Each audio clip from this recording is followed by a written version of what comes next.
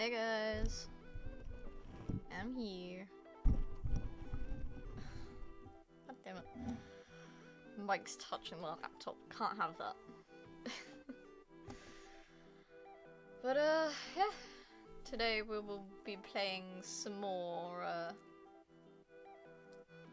Ace Attorney.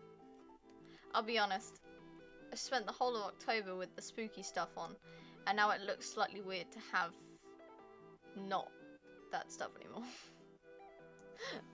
I have less to deal with now. I should have a few more trinkets. Behind me. I should have a few more trinkets. I just don't know what though, because I don't have a lot of crap I can put on there.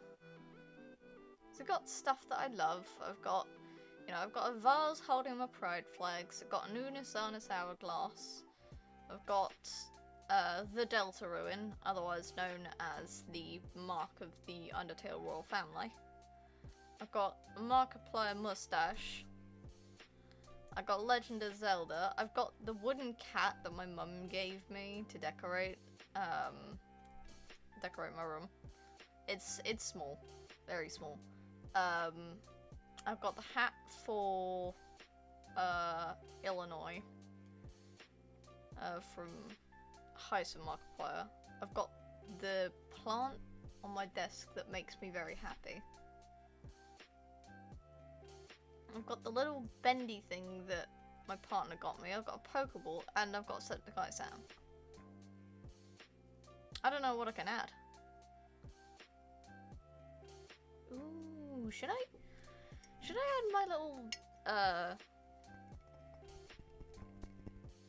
little skull thing? Because I now have water in this like skull glass.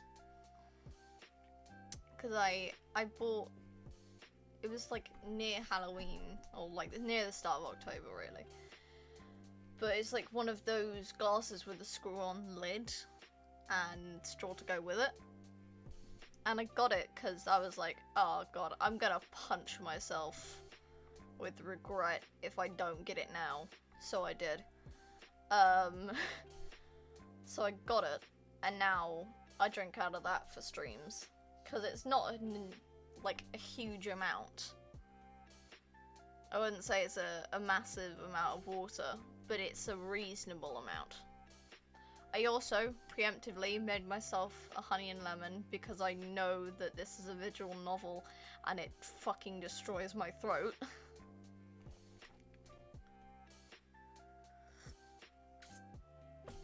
Yep, still a bit hot. And very lemony. Oh boy. I really did put a lot of lemon juice in that. Oh. Yeah, I think I burnt the end of my tongue. Hey, call me stupid. Man, chat is quiet today.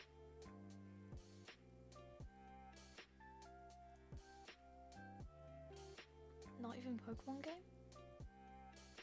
Hello?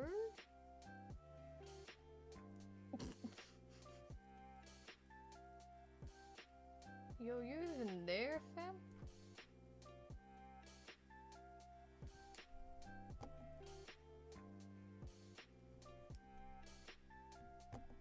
Does it even say I'm streaming? Oh, it says I'm streaming. It's just really fucking quiet. For a hot second there, I thought it'd just cut my stream and, you know, not told me. But no, it's still going. It's just no one in chat, and that's it. That's fine. Although I do find it fairly annoying now, seeing like every other stream, I might get like a user go from followed you to unknown user, which means that it then becomes null and void, and it's a pointless follow, which then fucks up my follower goal, both the one behind my head and the one on Twitch. And it's like, brother, if you're butt, fuck you.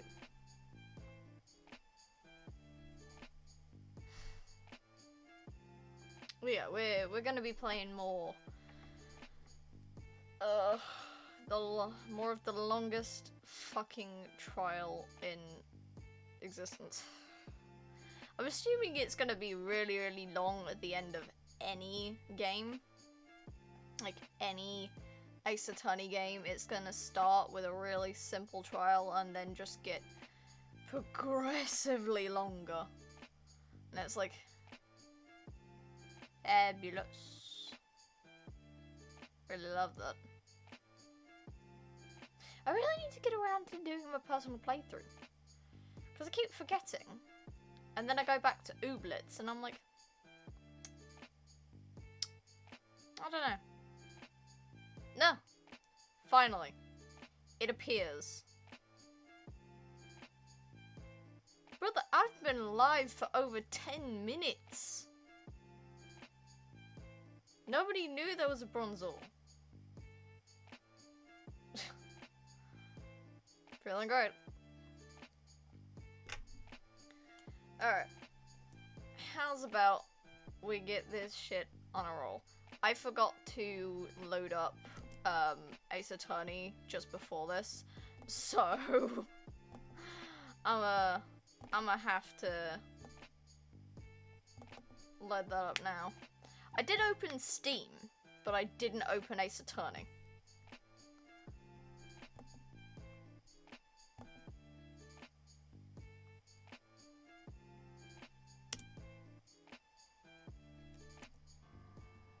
Hang on.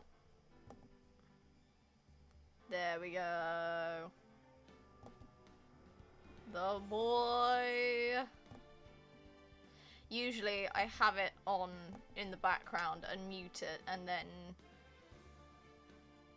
you know, turn the volume back up when I switch over, but I forgot to do that today. I am all over the place right now. I love how the follow history does actually tell you who the unknown user is, and I'm just kind of slowly glaring at it because, come on man, you're messing up my system. Why? I'm a tiny little baby. Why would you do this to me? I'm just a little guy.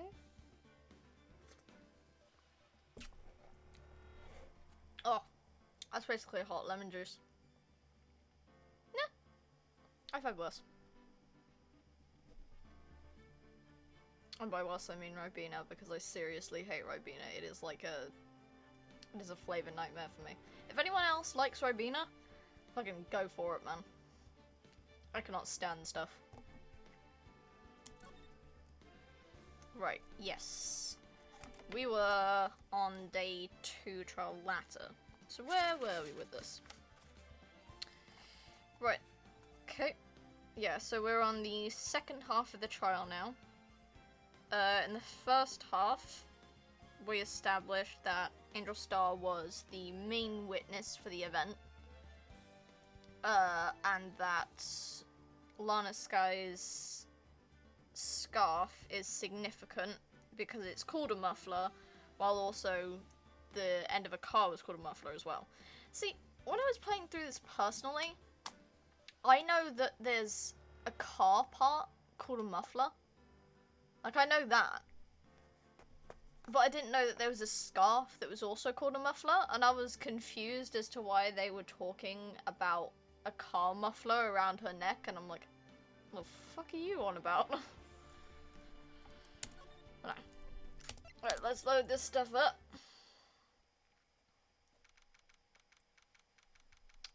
February 23rd, 11:56 AM. District Court Defendant Lobby number 2. Mr. Wright? Huh? What? Are trials always like this with you? Like you're swimming up from the bottom of a lake about to reach the surface, but no matter how hard you paddle, you never seem to get there? Yes. Abso-fucking-lutely. Pretty much. Yeah, Phoenix and me had the same idea. Yeah, no, it's pretty much always like this. Except today we're swimming in quicksand. So what happened to your sister anyway? Apparently she got called off to the judge's chambers. Probably something to do with that piece of cloth. So, is this where we turn this trial around, right? Our only weapon, a tiny, insignificant piece of cloth. I'm the one who's starting to feel tiny and insignificant, to tell the truth. Hola, partner. Hello. I can't explain it, but his hair kind of looks greasy. Like it's more like a curtain than hair. And I don't know how to explain it any more than that. They say you show a red cloth to a bull will fire up its temper. That's what they told me when I was a young'un, at least. Officer Marshall! Thought I'd come to take a look-see at how the trial's going. Looks like I'm late. I got the home ranch locked down tighter than a fort in enemy territory. That hard to slip out, huh? What's going on over there, anyway? All the police I've seen those last 2 days have been really on edge. Don't you got enough on your plate without worrying about other people, compadre? Compadre. Right. I was gonna say comprende, and I'm like, that's not right. No, it's compadre. You could be worrying about the chief prosecutor's taste in mufflers, for example. Officer Marshall? The whole muffler thing didn't have anything to do with scarves. She wasn't even wearing a scarf. You don't say. And don't that just beat all? I've seen the red breeze blow her slender neck many a time. Saw it that day too. She's wearing a red muffler. What? The awards ceremony that afternoon. Edgeworth's seen it too, I'd reckon. What does that mean? In the photograph taken at the crime scene, she wasn't wearing a scarf. So Miss Starr wasn't mistaken. She could have been. Well, it's about time. Remember, partner, sometimes you gotta grab the bull by the horns. And sometimes you just gotta let that bull go where it will. Time will tell. Ugh, I have a bad feeling about this. Buddy, I am like 20 minutes into this stream, and brother, I already have a bad feeling. And that's called a sore throat. My throat knows, guys. It knows. So, what are we simming in now, Mr. Wright? If it's steak sauce, I can hook you up with some fine ribs. Ooh-wee! God, I'd love ribs right now. Ribs are good, man. Barbecue ribs, even better. Man, now you're making me hungry, fool. I'd like to resume? What's up? The judge keeps looking over at the prosecution. Oh! Is something wrong, Mr. Edgeworth? Your face is blue, your lips are purple, you're sweating bullets. That furrowed brow, those grinding teeth, those watery eyes. What's more, your eyes are unfocused. You're doubled over, your back is bent. It can't be! This can't happen! Wonder what happened to Mr. Edgeworth. Me too. I don't remember any of this. Well then, I believe it is time we continued on with this trial. During our recess, I had requested that the prosecution conduct an investigation. This is unacceptable.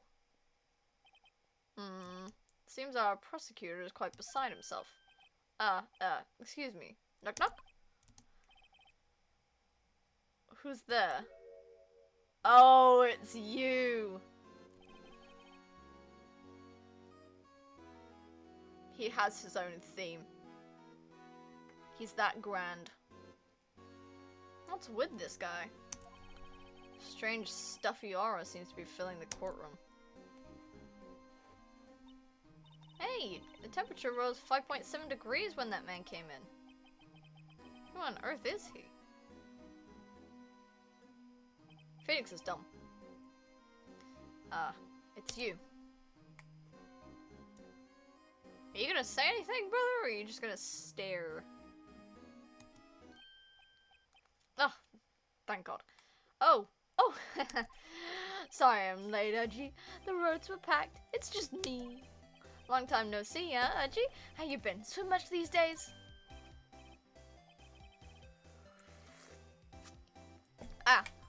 Hello.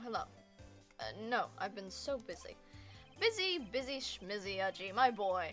You have to make time to relax. Yes, indeed. Edgy. Seems to be his nickname for the judge. I'm afraid you're right. Very afraid. Probably should be. Sorry, but who are you? Aha! So you're Righto, the attorney. I heard good things about you, my boy. Thanks? Pretty sure he said son and I said my boy, but nah. So sorry about our little worthy giving you all that trouble, eh? You know, we should all go swimming together sometime. Jolly! Little worthy? Mr. Wright, you don't know the district chief of police? Chief of police? He's the top-ranking police officer in the entire district.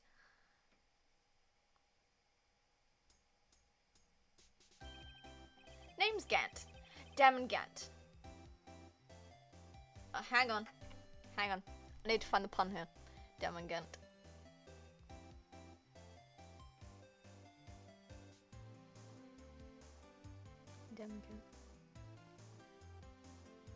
Nope, can't find it. If you find the pun in the name, tell me. Although it may be a case of this is not a pun character.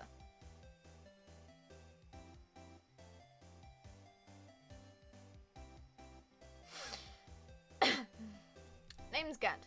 Damon Gant. Pleased to meet you, everyone. Hello. So, to what do we owe this honor today? It's been over 2 years since you last came to this courtroom, hasn't it? Well, it's worthy here. Look at the poor fellow. I just thought I'd help out by bringing this. Hey, that's my sister's muffler. So Miss Star wasn't just saying things. When the crime occurred, Miss Sky really was wearing that muffler. But to think that it was stuffed into that exhaust pipe. On Little Worthy's car, no less.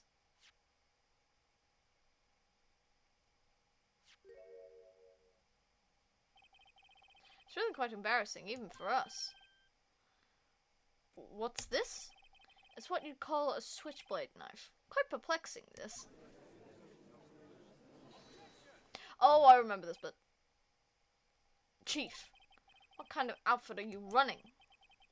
Mr. Edgeworth, how could they miss such a vital piece of evidence? If your investigators are this lax, how do you expect us to do our job? Now wait a minute, Worthy. I've no desire to hear your excuses. I'm telling you to wait. Or didn't you hear me? He is like... He is that guy that's like really cheery, but he can pull off the creepy smile kind of thing. Like a masked salesman type thing. Hang on. Give me a second. I need to grab something real quick.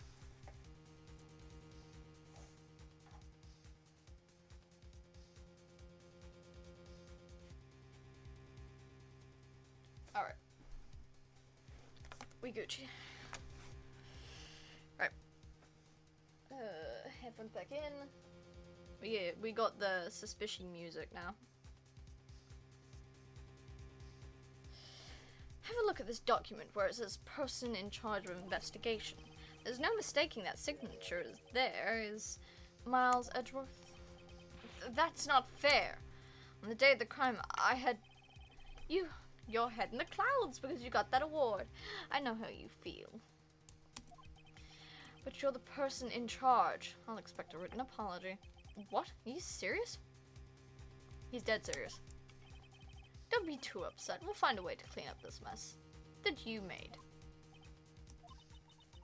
This is the first time I've seen Mr. Edgeworth at a loss for words. This kind of major blunder is unlike you, Mr. Edgeworth. Gah. The court accepts this new evidence, but I'd like to ask the defense a favor first. Yes? Just to be sure, I'd like to take a look at the blade of this knife. The blade, Your Honor? Well, I don't see why not. Could you open it up for me, I wonder? Yes, well, I think you all have... English is not Englishing. I think all you have to do is push that switch and... If I cut my finger, Mr. Wright, I wouldn't be able to pound my gavel anymore. Yeah, but if I cut my finger, I wouldn't be able to point at people anymore. Come on, just hurry up and open it.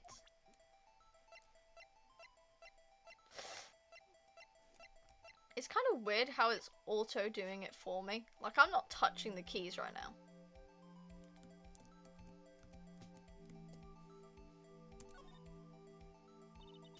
There's a small tag on this knife.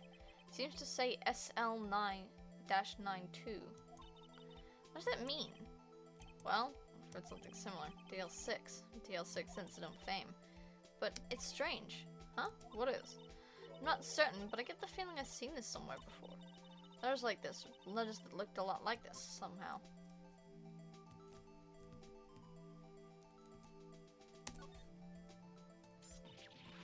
Gah! Ah! Don't scare me like that! I'm the one who's scared. Look at this knife blade. The tip is broken off. This dark red stain. Blood? Yeah, blood. A blood. Oh no.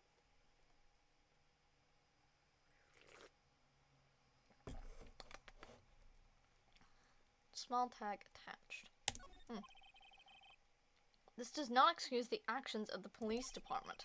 I'd like to hear an explanation from the chief of police himself.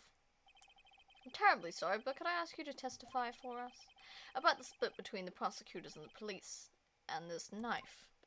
Sure thing. Not a problem. Not even a little one. Really. Oh god. There we go. Department in disorder. This knife is special, but I can't say how here. Unless there's evidence to prove a connection between this knife and Goodman. That was a bad day for the department. We weren't in any shape to do an investigation. A detective was killed at the police department, see? What a mess. The time of the crime, 5:15. Scary coincidence, eh? It's not officially linked to this here case, so I can't talk much about it. There was a murder at the police department? A detective? That's hush-hush information, Udgy. We haven't exactly announced it yet. Wait a second. You said 5:15. That's the exact time that Detective Goodman was killed at the prosecutor's office. Order, order, order! Anyway, we at the department were all aflustered, as you might well assume. We're in the middle of a top secret investigation. Don't tell anyone, okay? I think we understand the police department's situation. Well, Mr. Wright? 2 detectives killed at the exact time. At the exact time.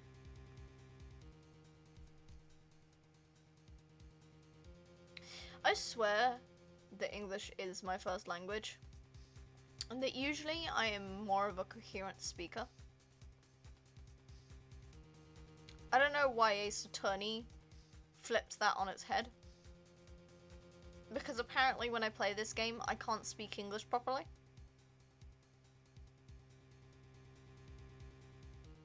I don't know. 2 detectives killed at the same time in 2 different places. The chances of that are really slim, scientifically speaking, of course.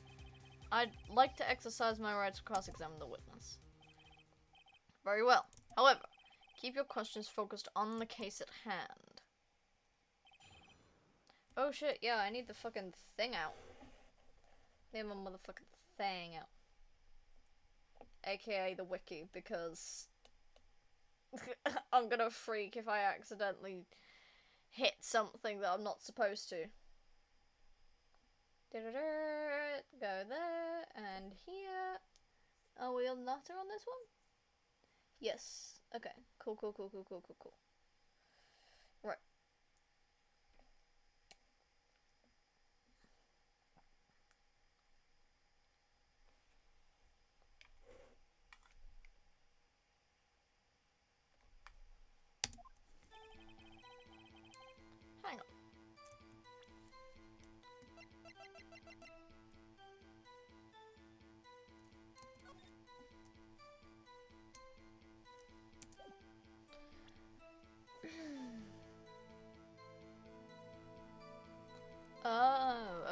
Okay.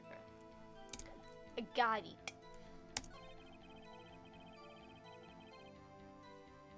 Okay, so I need to present the note. The funky note. The second thing. Wait a second. Ah! At last, an honest-to-goodness objection! This knife. This has to have something to do with Detective Goodman. What do you mean? Aha! An honest-to-goodness, what do you mean, from Mudgy? This is great! Look at the tag on this knife. It reads SL-92. And this is important. Why?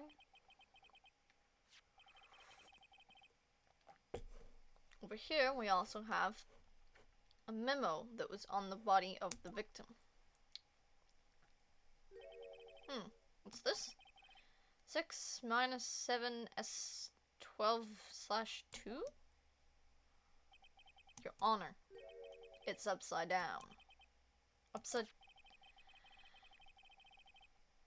The printed name on the memo makes it look like it's right side up. But turn it around and what do you get? Ah! Aha! Whoever wrote this note was holding the paper upside down. SL-9. It's the same thing that's written on the knife's tag. Yes, it is. Order. Well, Chief? Ah, well. I guess the cat's out of the bag. You win, righto. I win? Ah. What game is this guy playing? I don't know. Okay, so. Right. So. The note got updated. Cool. If you press on the statement, you'll find it. It's not required, but I'm gonna do it anyway. So this knife was stolen? Yes, but on the day of the murder. It was evidence, you say. Was it, in fact, a murder weapon? Nice. Good show, little Worthy. It was a murder weapon, as it happens. It was evidence from a case long since solved. So this knife was stolen on the day of the murder. It was found in the exhaust pipe of Edgeworth's car. Hard to think there isn't a connection there.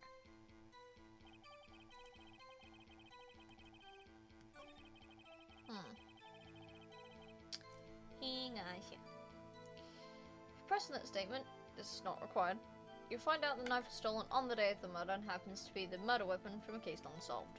Okay. Cool. Press his fourth statement.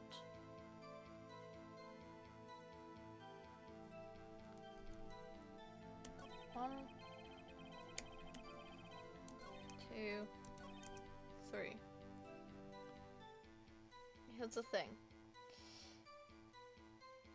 Third statement on the Switch, PS4, 3DS, and Xbox Trilogy. This is not any of them. This is a PC thing. 5:15, but that's when Detective Goodman was killed in the prosecutor's office. What? Funny, isn't it? A murder at the prosecutor's place and a murder at our place at the very same time. What are the chances? Coincidence? This is just my gut feeling, but I'd say there's a 0.001% chance of that happening. Chief Gant, please tell us more about the incident.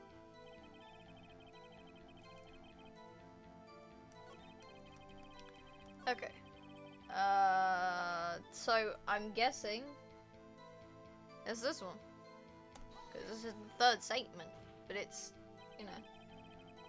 On the same day that a detective was killed in the prosecutor's parking lot, another detective was killed at the police department? That's a fact. Surprising, isn't it, Edgy?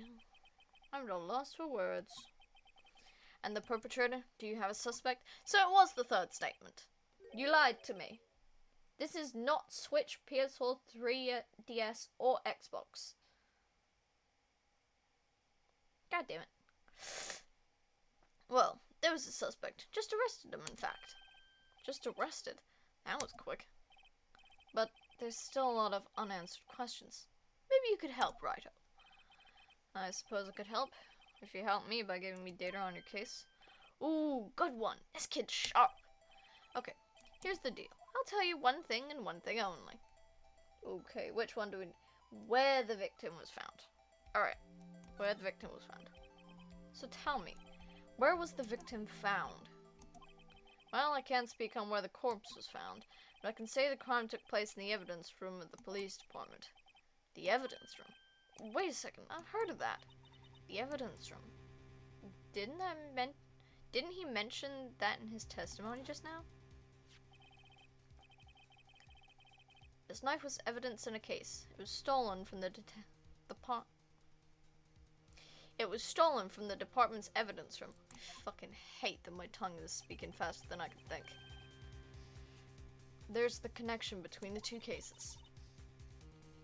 You seem happy, Mr. Wright. Happy? We just got handed our ticket to go to town on this case. The link between the two cases established, we finally have some leverage. Now we can get Gant to testify about the details. Can we? Can we?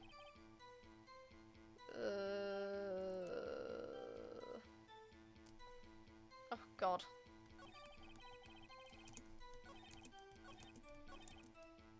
One, two, 3, 4, 5. Oh, it says 5th statement, and there's no 6th one, so this is the most I can do.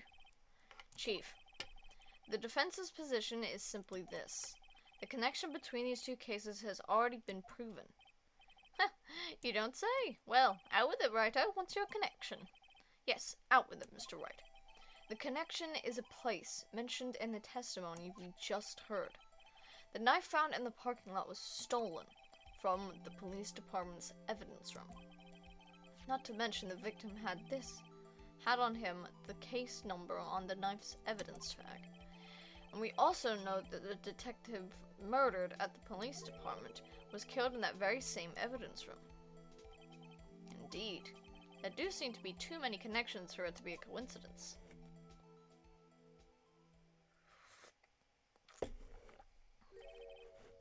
You two make a good pair. Took my men 2 days to find out what you deduced right there. Right here. Good pair, huh? Yay.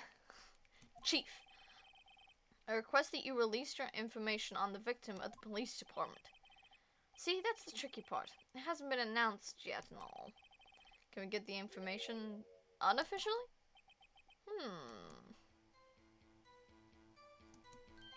Sure, why not? It's unofficial after all. What, really?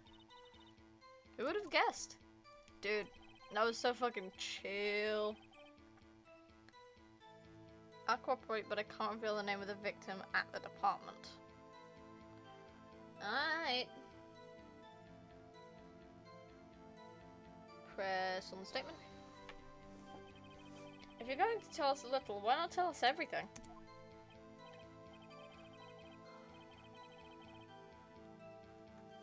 Oh. Jesus. Ah, well, case information is sticky stuff. You have to do everything properly. Oh, well. I guess I might as well try to get what I can out of him. Okay, what do we need? We need the victim's ID number. Oh, yeah, cause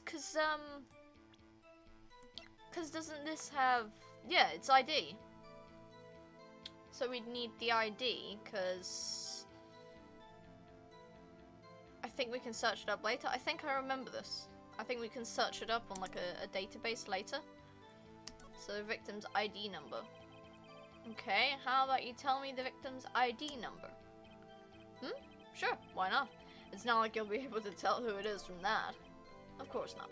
You won't tell me their name after all. We keep a tight lid on ID numbers, so don't go getting your hopes up. The number is 584-2189. Well, that's quite long. And we have to remember these. It drives me nuts. I can't do it. Didn't even get the first number right. It's 58. No, I can't do it either. 58, forgotten. Shit. Oh, Mr. Wright, does this tell you anything? The ID number of the victim at the police department. 5842189.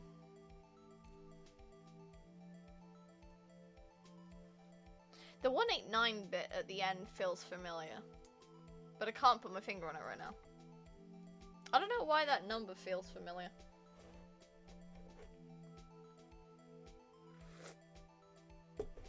Yeah, probably not important. God reveals the ID number. Is this familiar to you? You have a choice. Choose this tells me something. Does it? Actually, it does, Your Honor. It does. I think. Phoenix. Meaning? I have absolutely no fucking clue what's going on. It has to be what I think it is. What does this mean? I don't know. You're smarter than me right now. Well, let's hear what the defense has to say. You say the ID number of the detective who was murdered at the police department tells you. Oh, we're gonna have to present evidence, doesn't it? It's probably the ID, isn't it? Present Goodman's ID! But look at the description first.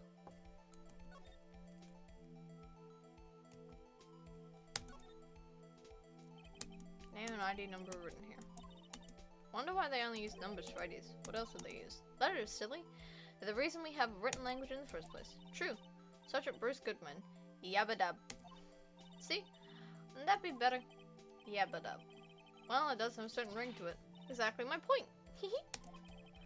Doesn't take much to amuse her. He's an alright looking guy, but I don't know why he's got the polka dots.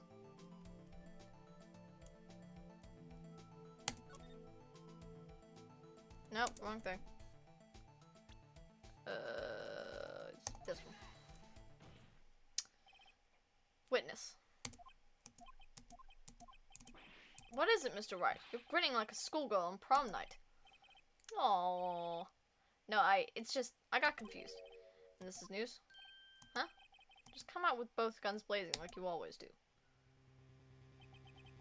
The police department, the prosecutor's office. 2 places, 2 detectives murdered at one time. Actually, I happen to have a police ID number here. Oh ho, is it yours? No, Your Honor, I'm a defense attorney, remember? This is the ID number of our victim, Detective Goodman. Shame on you, righto. Personnel IDs are top secret. Detective Goodman's ID number is 5842189. And? This means what exactly? Huh? Wait, that ID number we heard from the chief earlier.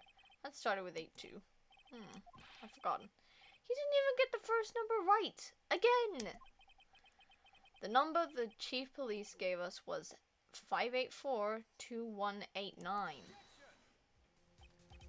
Wait a second, right? What does this mean? That's what I want to know. The 2 ID numbers are identical. In other words, the detective killed in the police department's evidence room was Bruce Goodman. What does our witness think about that? Oh, sharp as a tack, Righto. Sharp as a tack. But wait, Detective Goodman is our victim. He was killed at 5:15 in the underground parking lot. Yet a detective, Bruce Goodman, was also killed at the police department, in the evidence room at the exact same time.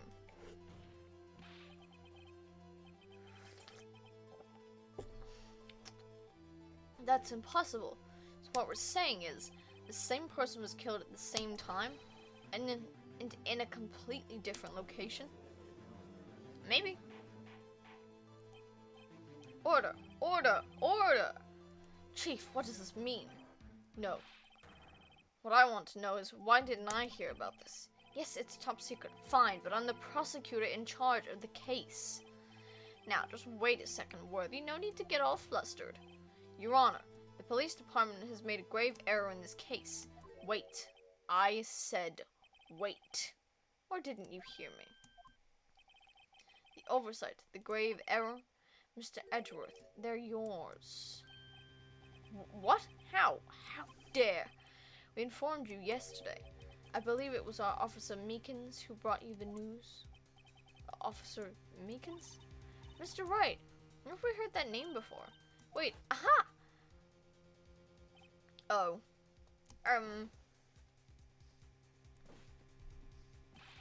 Excuse me, but is Mr. Edgeworth anywhere on the premises? I'm here, sir, at the request of the chief, sir. Got your report, sir. You don't mean him? According to Meekins, you didn't accept the report. Hard to believe. But your officer, he told me. He said the report had nothing to do with the Lana Sky incident. Detective Bruce Goodman murdered in the police department evidence room. Mr. Edgeworth, the victim's name is written right on the top of the report. Gah! Why didn't your officer tell me? Honestly, I'm not sure if that officer was capable of making the connection. He did seem challenged. That's a nice way of putting it. In any case, this is a serious error. A gross negligence of duty on your part, Worthy. But sir, you could have submitted that report this morning to the court as evidence. Then I...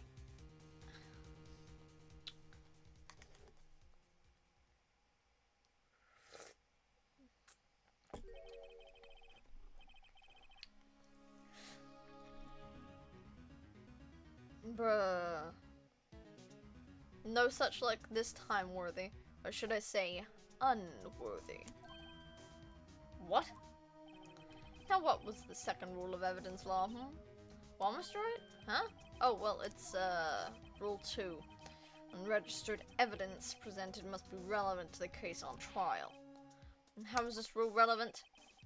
Normally, you submit a list of evidence to be used in the court before the trial. This report wasn't on that list. So, what does this mean? I couldn't submit this evidence until a connection was proven in court. The connection was just proven by Righto over here. Good job, Righto, my boy. Huh? I was just doing my job. No. No! Oh, he embarrassed. He embarrassed. He'd been made a fool of. It seems we have come to the end of this trial. I know you're going through a tough time, Worthy, what with all those rumors, but you were even in the defendant's chair just this past December. I apologize for this terrible lack of due diligence on my part. Mr. Edgeworth, please, just give me one day and get to the bottom of what happened. If it's the last thing I do, you better get results this time, really. You have my profound apologies, sir. Poor Mr. Edgeworth. I don't think there's ever been an error this serious in the history of this court.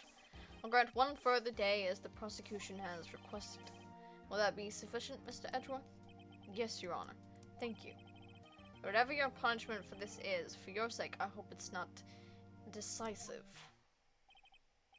Very well. Court is adjourned. Man, imagine being so wrapped up after a shitty award that you just can't fucking focus on your job.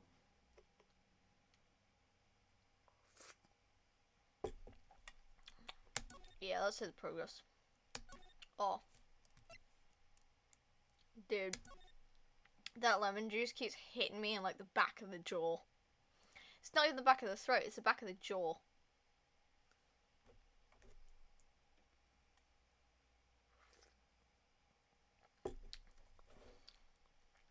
Oh, man.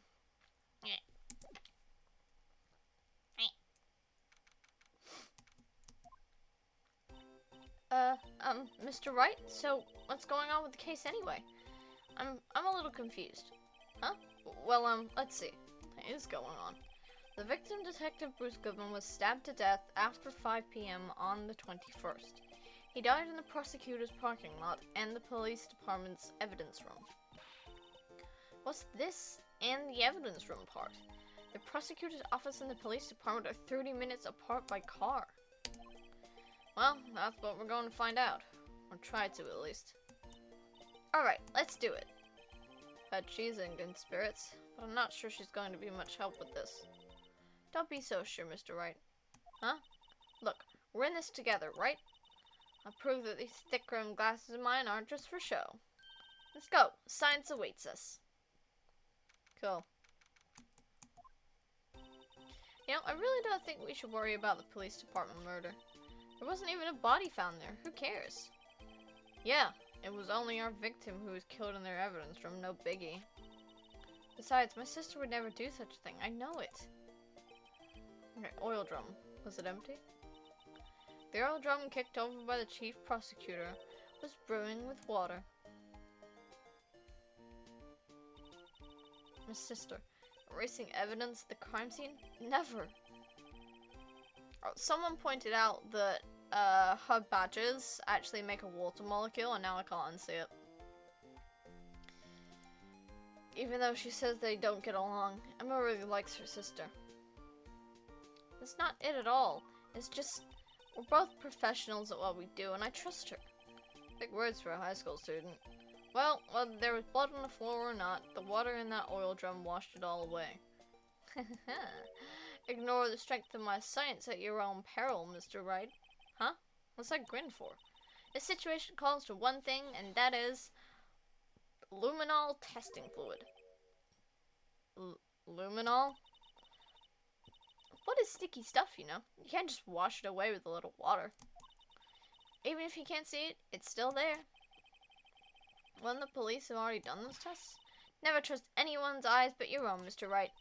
Just give it a try. Me? Why do I have to do it?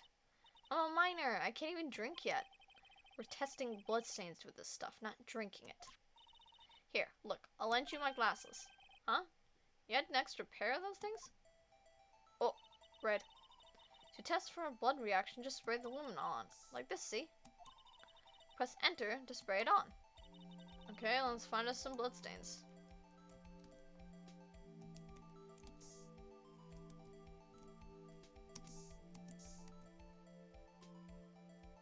There we go. Oh. I forgot that it flashed. I can see our eyes shining behind those glasses. So, this is a blood stain. It's so... Emma, you're shaking. It's just... This is my first time seeing real blood. Scientific investigation in action. Okay, well, we definitely know this is a blood stain. But doesn't something strike you as odd, scientifically speaking, of course? What's odd about this? I don't know, bro. Let me look.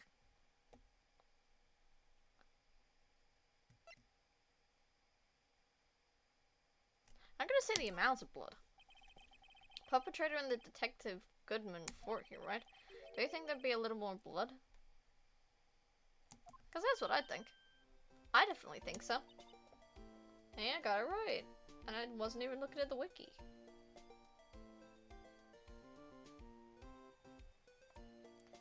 I mean, look at all the blood on the sole of the victim's shoe. It is pretty strange. If they fought here, there'd have to have been more blood than this. Hey, Mr. Wright. I'm gonna mark out the floor plans where you find the blood stain, okay? Cool beans. See, I'm pretty handy to have around, right? Yeah. Well, this stuff's pretty handy, too. Saved up my allowance to buy that.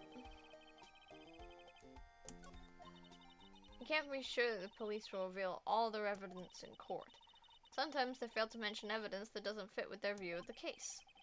And let's drag that hidden evidence out into the light of day. Yeah! Feels like we're really investigating a crime now, doesn't it? Ooh, a spinner rack.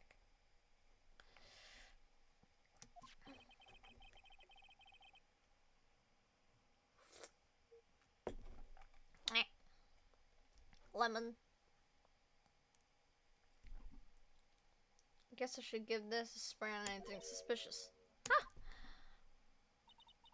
I wonder how that fluid of yours will react to a nice deli box. Miss Starr! You really trust your own eyes, Not bad, you two. Ooh! This day old deli box on the house. Fuck it, I'll take it. Sorry, it's just that kind of lead in doesn't really get my mouth watering. Hello. Certainly put me in a tight spot today. My apologies, Miss Star, but no, it's okay. It was my fault. Oh, we know. I witnessed everything from that security room right there, but I was afraid that wouldn't sound convincing enough, you see. I was wrong to think that. I'm sorry. Sorry, you lied on the witness stand. That's unforgivable. Little girl, don't forget what's important here. Even if the place I witnessed the events from was different, I still saw what I saw. I saw Chief Prosecutor Sky stab a man in cold blood, and that testimony still stands. Oh, I just escaped. I swear it on my honor as a detective. She stabbed Goodman.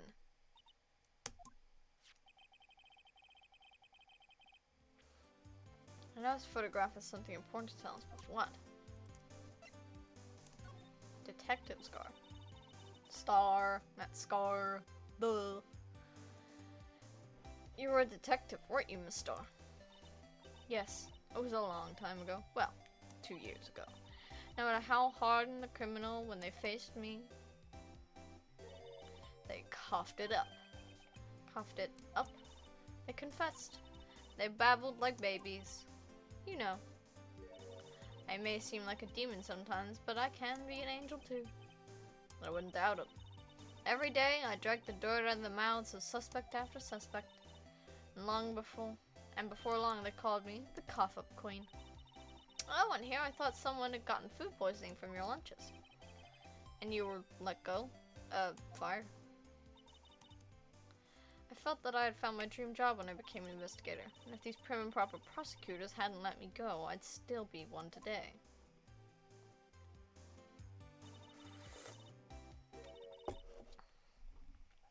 Oh. That hit me on the other side of the jaw. Oh. Now it's just straight up lemon juice. Well, slightly diluted, but still strung as lemon juice. It's all because of that case, the SL9 incident. SL9? Wait, she doesn't mean... Yes, she does. We need to present something to her. So do we need to present the ID, or knife, or what?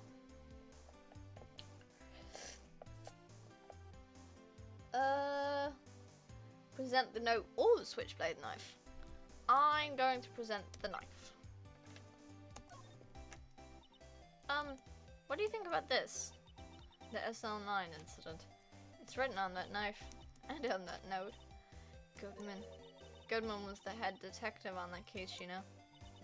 Really? That knife was evidence from that case. The murder weapon. It was due for transferal the very day that Goodman was killed. As I suspected, SL9 isn't over. Not yet.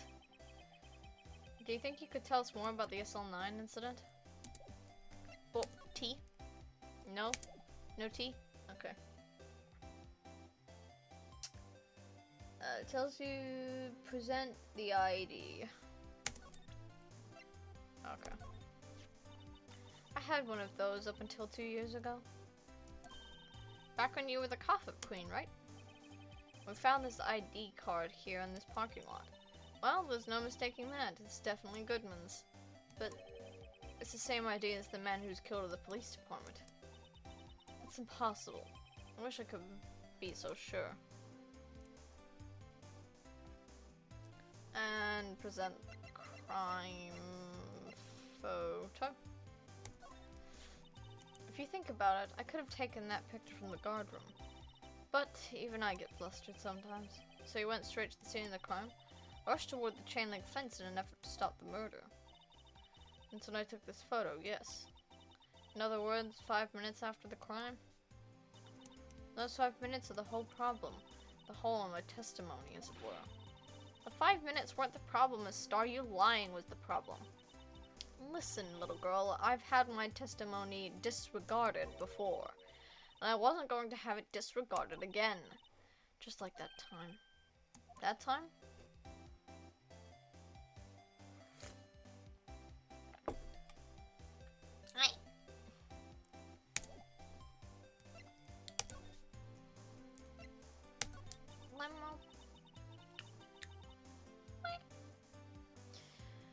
That incident really opened my eyes to the truth. We're nothing to them. Disposable. Disposable to who? 2 years ago, it was the biggest case I'd ever handled. The police and the prosecutors were desperate for decisive evidence. So, they didn't solve it? On the contrary, it was solved quite cleanly. The criminal was caught and executed. Executed? Yes, the criminal got what was coming to him. It doesn't seem any cleaner than that. The only problem was, they never did find decisive evidence. Not a shred. What? But the criminal was executed, right? The basis of evidence, of a sort. Made up evidence. What? You mean they executed somebody with fabricated evidence? The best part came several months after the trial. Every detective involved with the case was dealt with. Some were demoted to patrolmen. Others found themselves out of a job. And you were one of those? Myself and one other person you know well. Wait, could it be? Exactly. Detective Jake Marshall. Oops.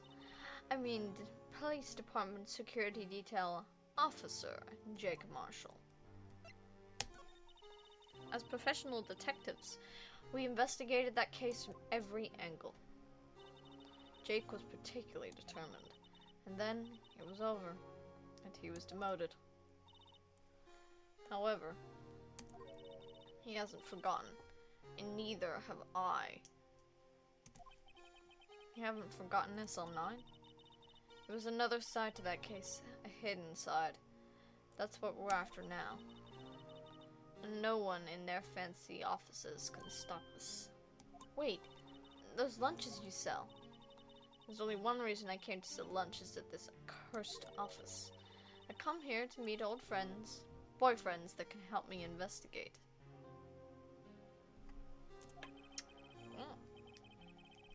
Miss Starr's old boyfriends. How many does she have anyway? Yeah, she definitely has heterochromia. Just when all the detectives on SL9 disappeared, we find new evidence. There has to be a connection. So, rookie. What? Seems like you're serious about investigating this case. Yes.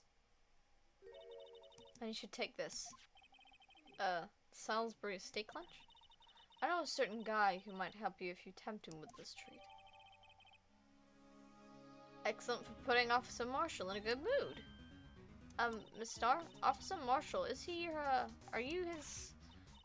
going out?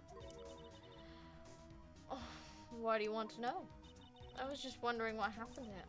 A long time ago, when he was helping my sister do cases, he was so nice. Got along so well with my sister, it made me jealous. He was so nice to me too back then. This would be when Officer Marshall was a detective. But now he's so cold. Jake and I are merely cooperating on this investigation. We're putting the past to rest, as it were. Nothing more than that.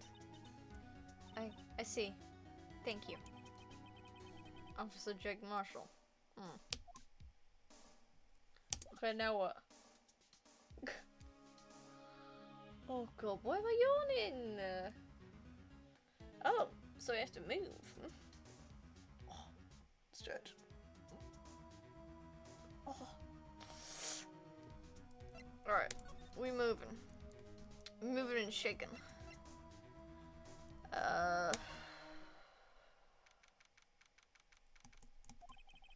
It's even busier here today than it was yesterday. The detectives are running around so fast they're blurring. I suppose it makes sense. A detective did get killed here after all. So, the evidence room. The scene of the crime. According to the pamphlet we got at the front desk, here it is! Just like a kid at an amusement park. Oh, real crime scene. Let's go take a look. If you insist.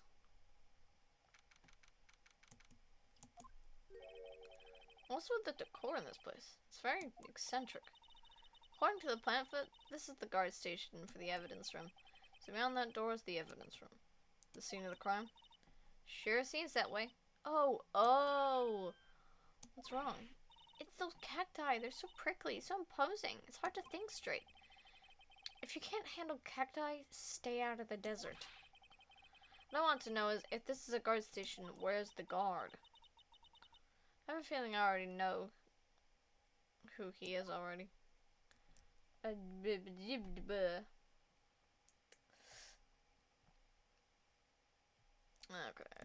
I need to examine the door. The evidence room is beyond that door. Let's just walk in. It won't open. You thought it'd be open? I think we need someone's permission to go in there first. Cool. This place is charged with frantic energy, as always. Please! Huh? Wasn't that? Let's take lunch, please! Oh, it's you. Detective Gumshoe.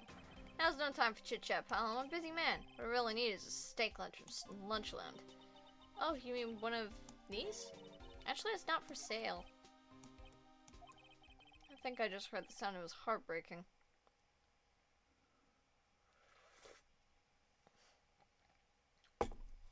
You just basically kicked a St. Bernard.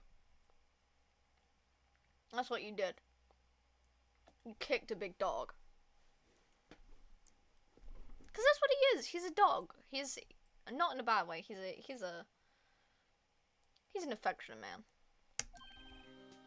Now's no time for despair.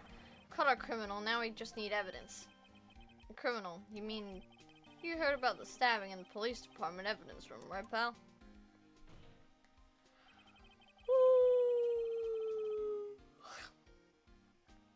On the same day that a detective was killed in the prosecutor's parking lot, another detective was killed at the police department. And the perpetrator? You have a suspect? Well, there was a suspect. Just arrested him, in fact.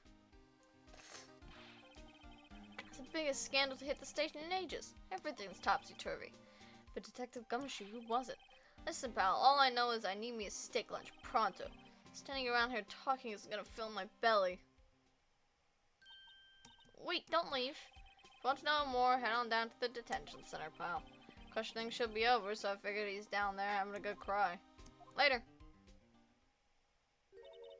He ran off to the evidence room. Well, this investigation is off to a running start. Do we have to go to...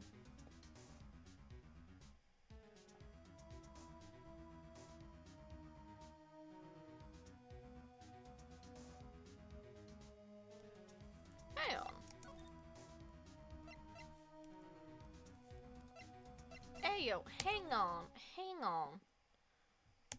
What do you mean there's a thing I can do?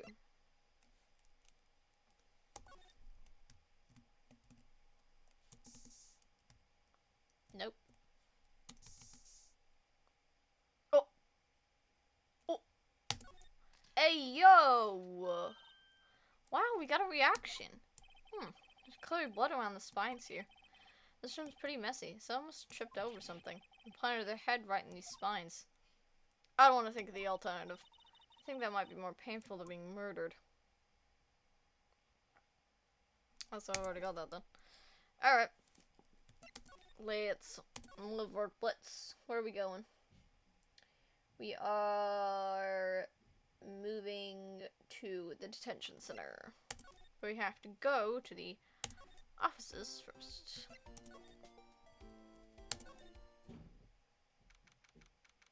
Okay then. Bunch of bumbling around. Still, I do feel better about things. A little. I mean, they caught the person who stabbed Detective Goodman, didn't they? Yeah, I guess they did. Best not to go too far down that road right now. Things will just get confusing. What was that? Sir, that's what I'm saying. Me, a perpetrator? I'd say I was the perpetrator against, sir. That's what I'd say. Meekins? I forgot about you.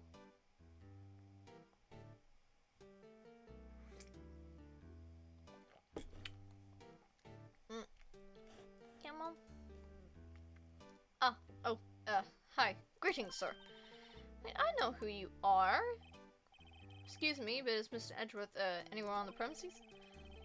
I'm here, sir, at the request of the chief, sir. I've got your report, sir.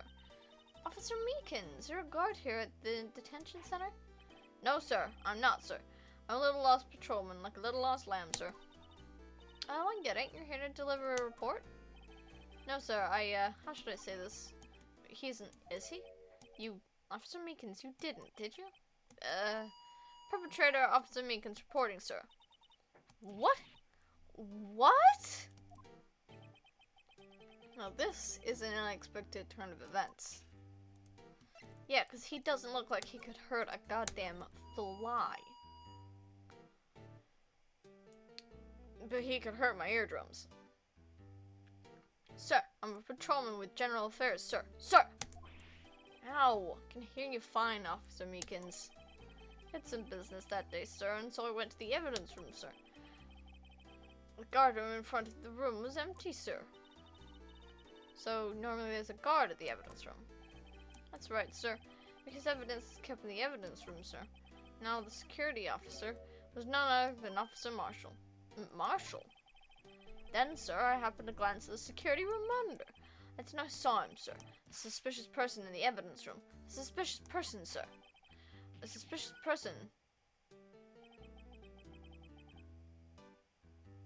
What the fuck was that?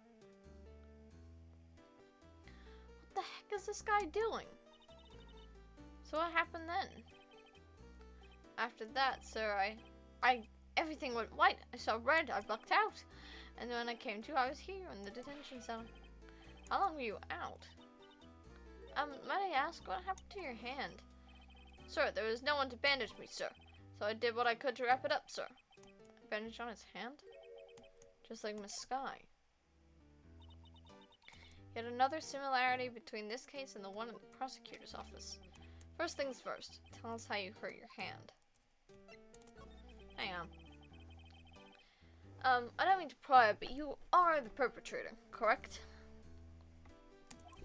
You killed Detective Bruce Goodman in the evidence room, right, sir? Please don't look at me with those sad puppy dog eyes, sir.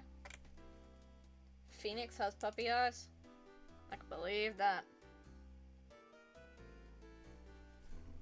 God damn it, did the thing fall on the floor again? Nope, I have it here. Alright. Okay. Didn't matter.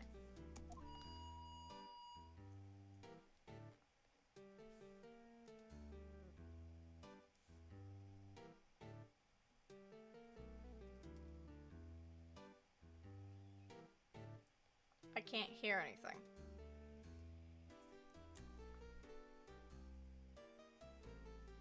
You guys can hear shit.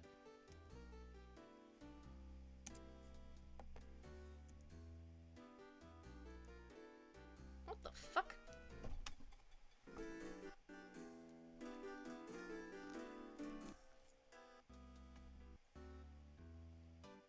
Dude, I can't hear anything now. What the fuck?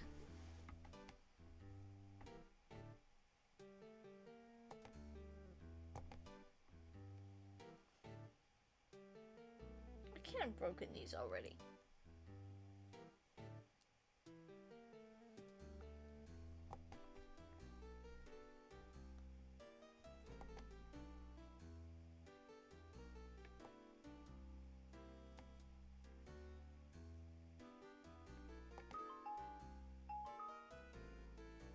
What the fuck?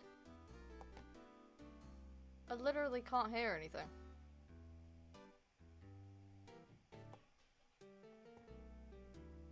What the hell?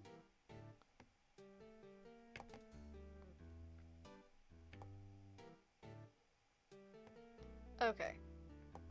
I suddenly can't hear literally anything from my headphones. And I don't know what I've done.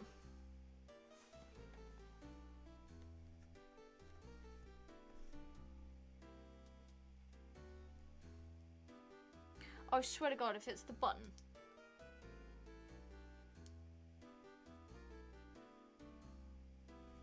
No, it's not that. Okay, what the hell?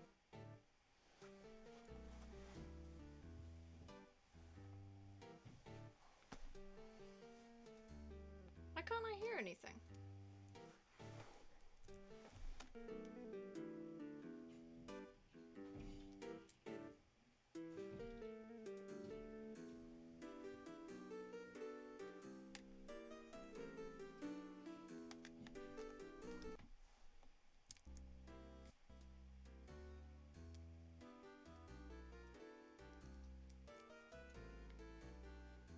I can only hear it in one ear. What the shit? The right ear is the only one working.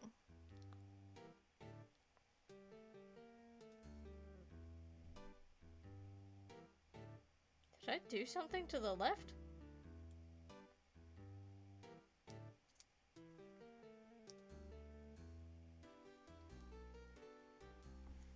I have no idea. I can only hear out of the right now. That's weird. Like, it like caught between my legs, and now I can't hear out the left one.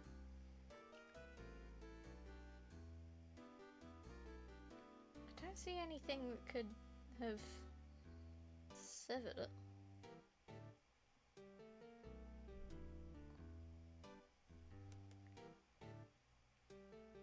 The fuck?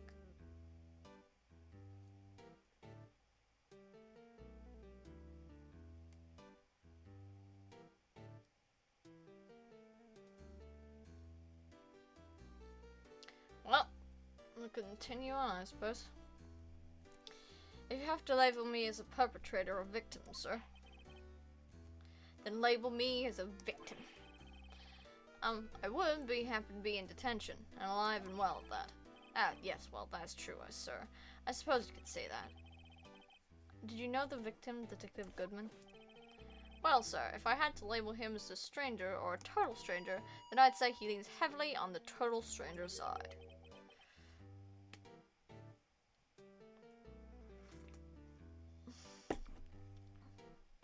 Ah. Well, that's one way to find out you have a cut on your lip. Ow. So, you didn't know him? Sir, I work in a tiny department devoid of light or other creature comforts. I don't know any detectives.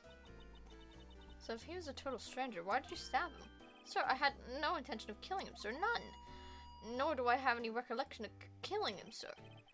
I mean, someone around here is more confused than I am.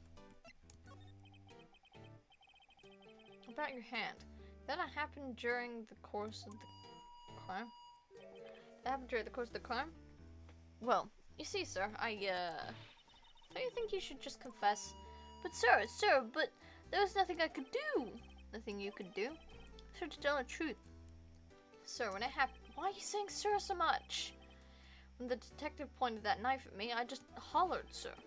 And the next thing I knew, I was unconscious. Next thing you knew, you were, huh? Then, when I opened my eyes, I was alone in the evidence room, sir. All alone. Alone because Detective Goodman had disappeared. What? When I looked down, I was gushing blood from my hand, sir. Oh, the shock. Oh, the sorrow, sir. Can you imagine how I felt? The victim's body disappeared? That's some story. Yeah. I feel like I need to present something to him.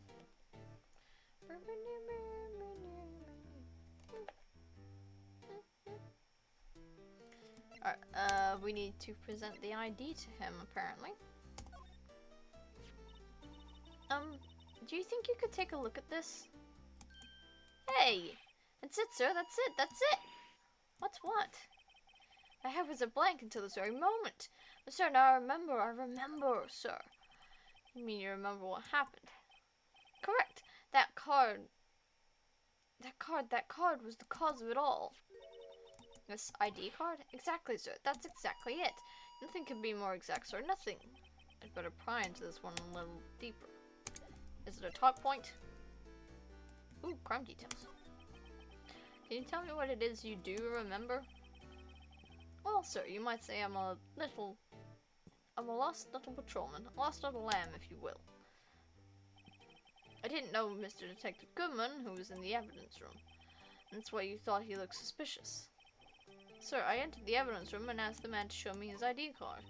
That sounds pretty much by the book so far. That's right, sir. That's what I've been trying to tell you. So you asked Detective Goodman to show his ID card. What did he do? That's the thing. Suddenly he pointed a knife at me. What? Sir, I assure you I was as flustered as you are right now. So I whipped him and leapt at him.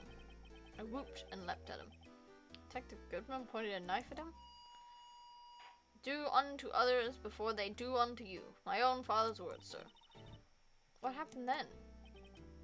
Well, my eyes, sir. Everything went white. I awoke, I was here. Right. So, Officer Meekins, why was it that they arrested you? What do you mean, Emma? Let's look at what we know. Now, Officer Meekins didn't know Detective Goodman, and the victim whom you met at the crime scene of the crime, didn't show his ID card. In other words, we have no way of knowing if the victim was really the victim. And if this body just disappeared from the evidence room, we don't even know if anyone was actually... I didn't get that last part. That's it, sir. That's what I wanted to say. That is, I did say something along those lines. Huh? We still ended up here? He told me that it had to be him, sir.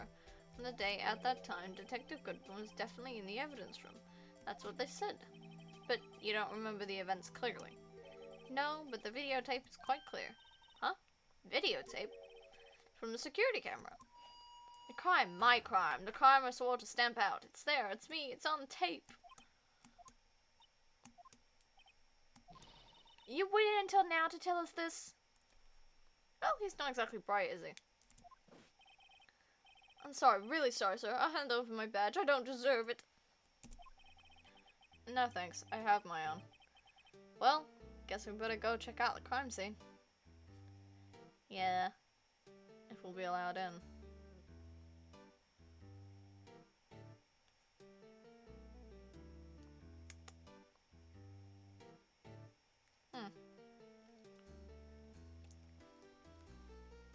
Cracked lips.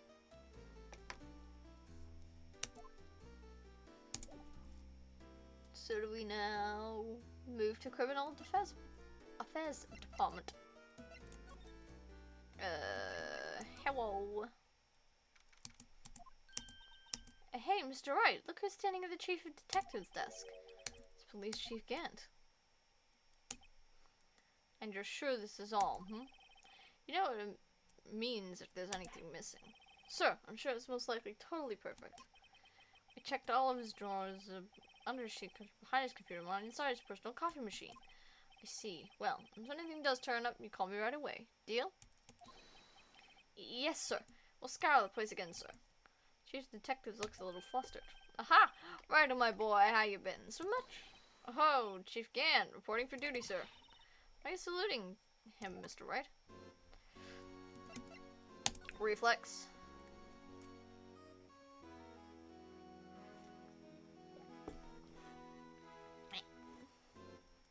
Respect your elders kind of shit. Is that Edgeworth gonna be okay? Oh, Worthy? Oh, you know, they're doing a little inquiry committee with him. Sounds like an inquisition. Yep, well, they've had no end of trouble with the boy since last year. I mean, the incident on Gord Lake? It doesn't look good having a top prosecutor sit in the defendant's chair, does it? And you got someone else found guilty in that case, right, Righto? Von Karma. A legend he was, undefeated in his 40-year career.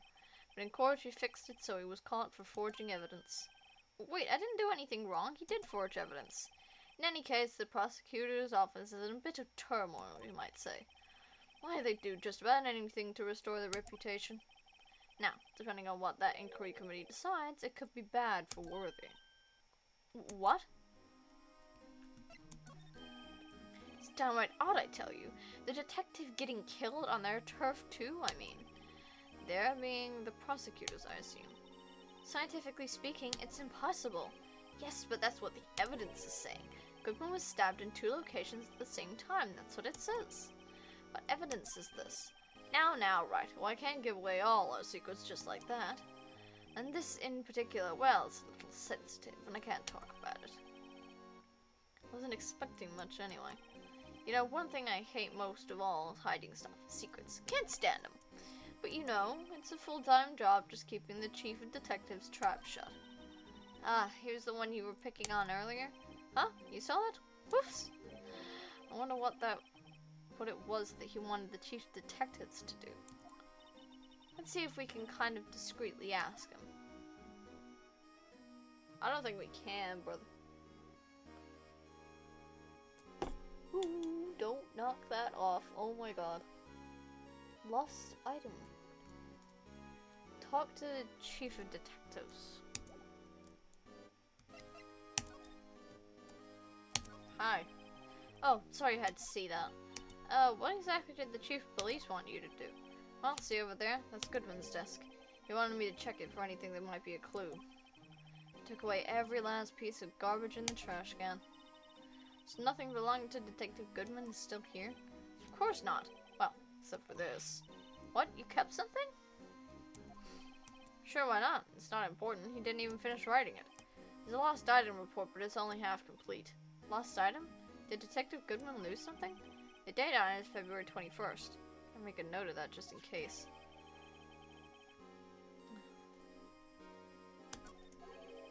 I should really get back to investigating the police department crime scene. Okay, so...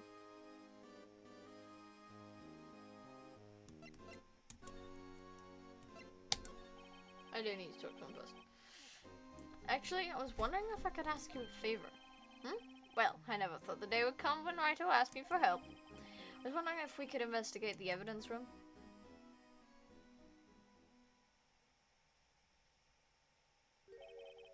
Now, Raito. Actually, I'm sorry, I just don't need to investigate after all. Raito, please, do I look like a selfish man? Heck, if anyone asks me, sir, can I borrow $50? I give them $50, no problem. So go ahead, investigate that room to your heart's content. Knock yourself out. It just goes to show you never know until you ask. And for you, here, you can borrow this. Huh? Hey, this is a detective's ID card, isn't it? It's a special card for guests, so don't lose it. Yes, sir. It's an honor. They just used Bruce Goodman's ID image. Like, dude. Just run along and do your best now. Later, folks. Haha, that looks pretty cool on my label, doesn't it? Just think, a real ID. You seem happy. Yes, sir. Because, sir, we get to go into the evidence room now, sir. I think this place is a bad influence on the girl. It might be.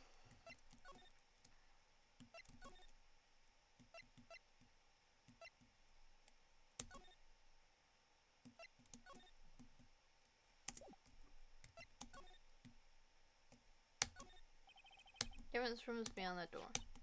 And we have the ID card from Chief Gant.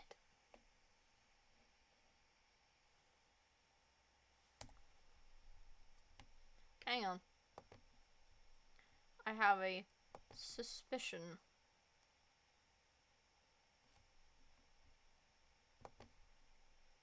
You better have done what I think you've done. I can see the time at the bottom of OBS. I swear to God if you restart.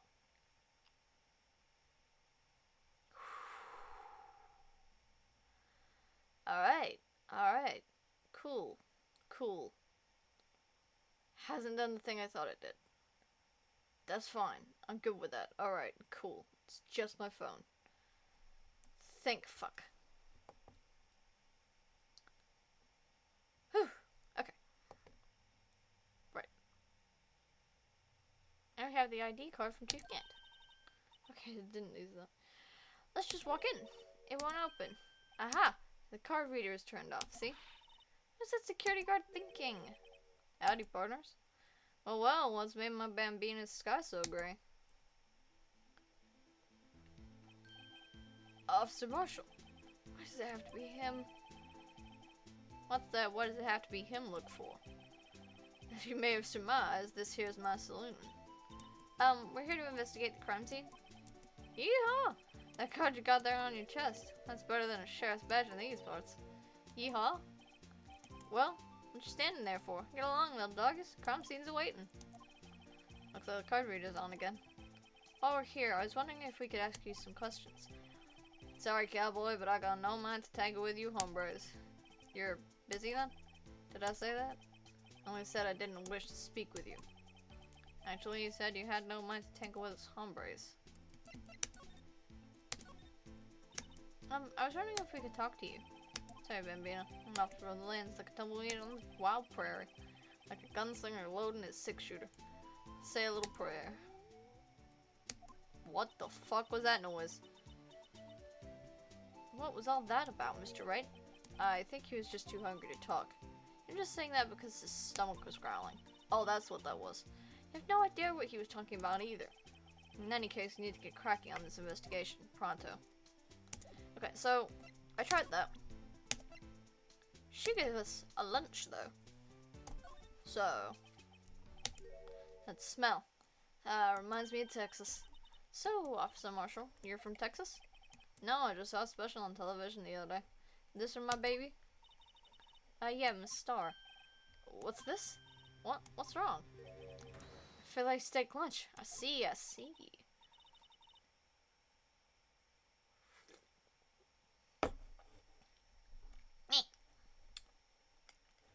I'm probably gonna make that noise every time I try it. Because it feels like straight up lemon juice. I don't see. I wonder what it means. Steak lunch given to Officer Marshall. Alright, Bambina, you win. Ask me anything. Schmack. Finally, it seems like he's willing to talk. Alright, cool, let's talk. Jesus.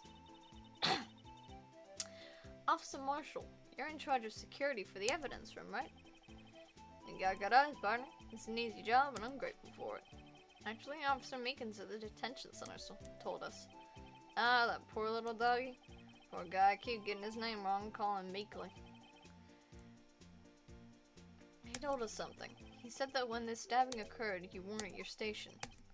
Well, maybe I shouldn't be telling you this, but since I got demoted from detective 2 years ago, well, it might not look it, but I lost my fire for the job, you know? So, what were you doing around 5:15 when the murder took place? Well, I reckon I was galloping down the highway on the back of my steed, Zippy. No, he was riding down the highway on his horse named Zippy. There's no need for people here, anyhow. These newfangled machines do a bang-up job of keeping an eye on the place. You mean the security camera system? I don't take to machines much. Kinda like that skewed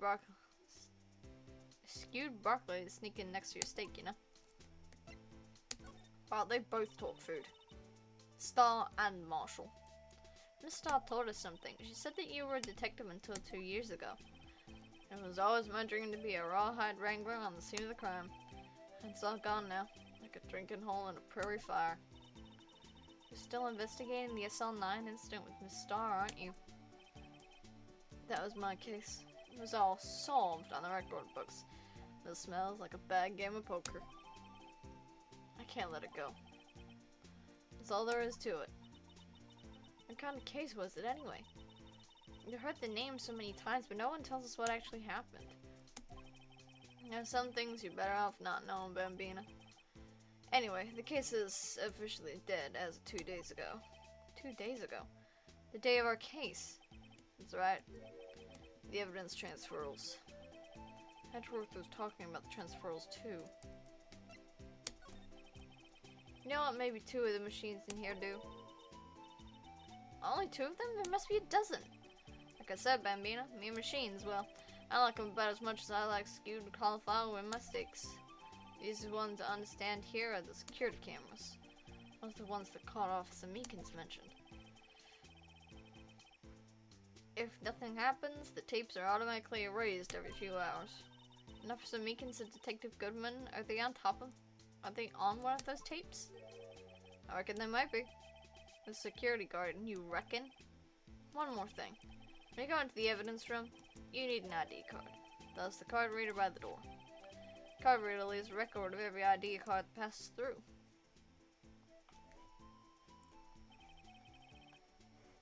God. 420.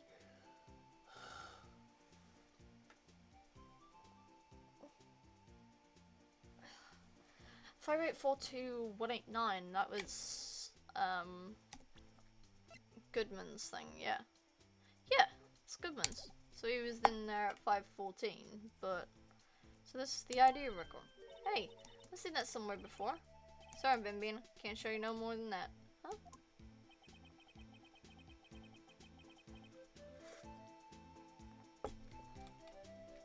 I haven't heard what this related to the case yet. Mr. White, I saw a number on the record just now. I've seen that number before. Maybe some way I can prove that record is tied to the stabbing. Probably have to present the ID card. Oh, last. No, wait.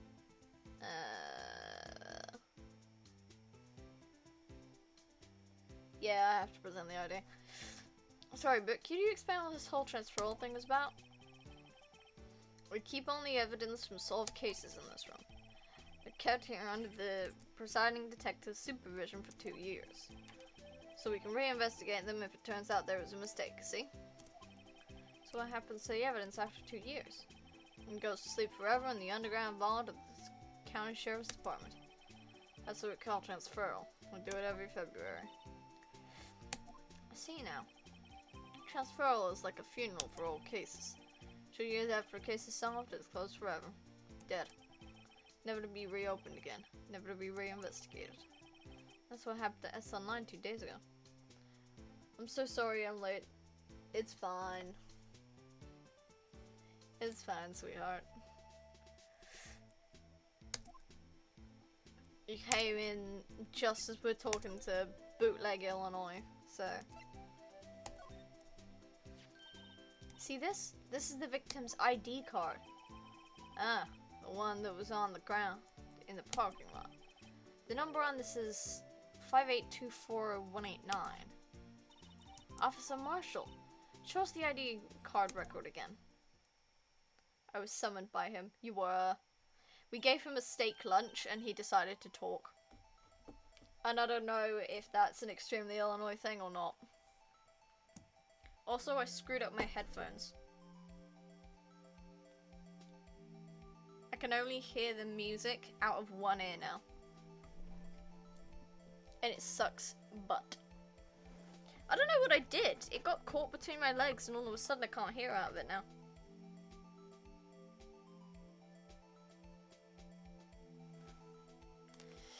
Look, the fourth number. It's a perfect match. It was used at 5:14, right before the stabbing.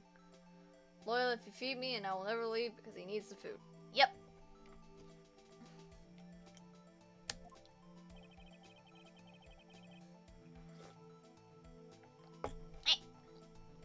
Lemon. By the way, I got honey and lemon, but I didn't put enough honey. That's basically all lemon juice with some hot water that's now cooled. So it's just straight up lemon juice.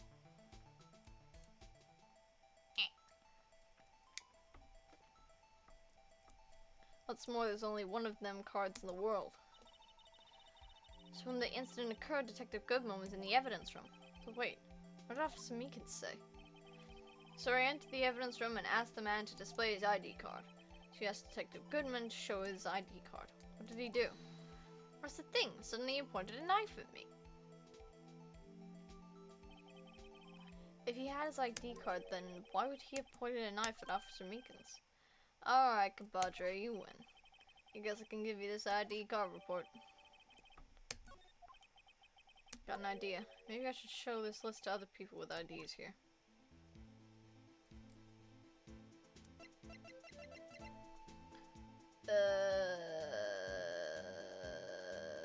No, we have to move to the evidence room now. Alright, in we go.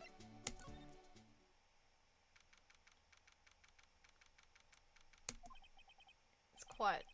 Investigation must be over here. So this is the evidence room. It really is kind of like a graveyard. Graveyards are supposed to have grass and trees. This feels more like a morgue. Nice try, Mr. Wright. You can't scare me. And there he is, the puppy dog of the puppy dog of the series. Sorry, I thought you were a ghost. I wouldn't recommend going around smacking ghosts on the head, pal. So, is it true what I heard? Is what true? Righto, please do. Do I look like a man? Selfish man. Heck, if anyone asked me so can I borrow $50, I'd give them $50, no problem. So go ahead, investigate that room to your heart's desire. Knock yourself out. Yeah, that's true. It's a cheap police can't loan anyone $50? Even me? Oh, the poor boy. He needs the rent money and the food money. He...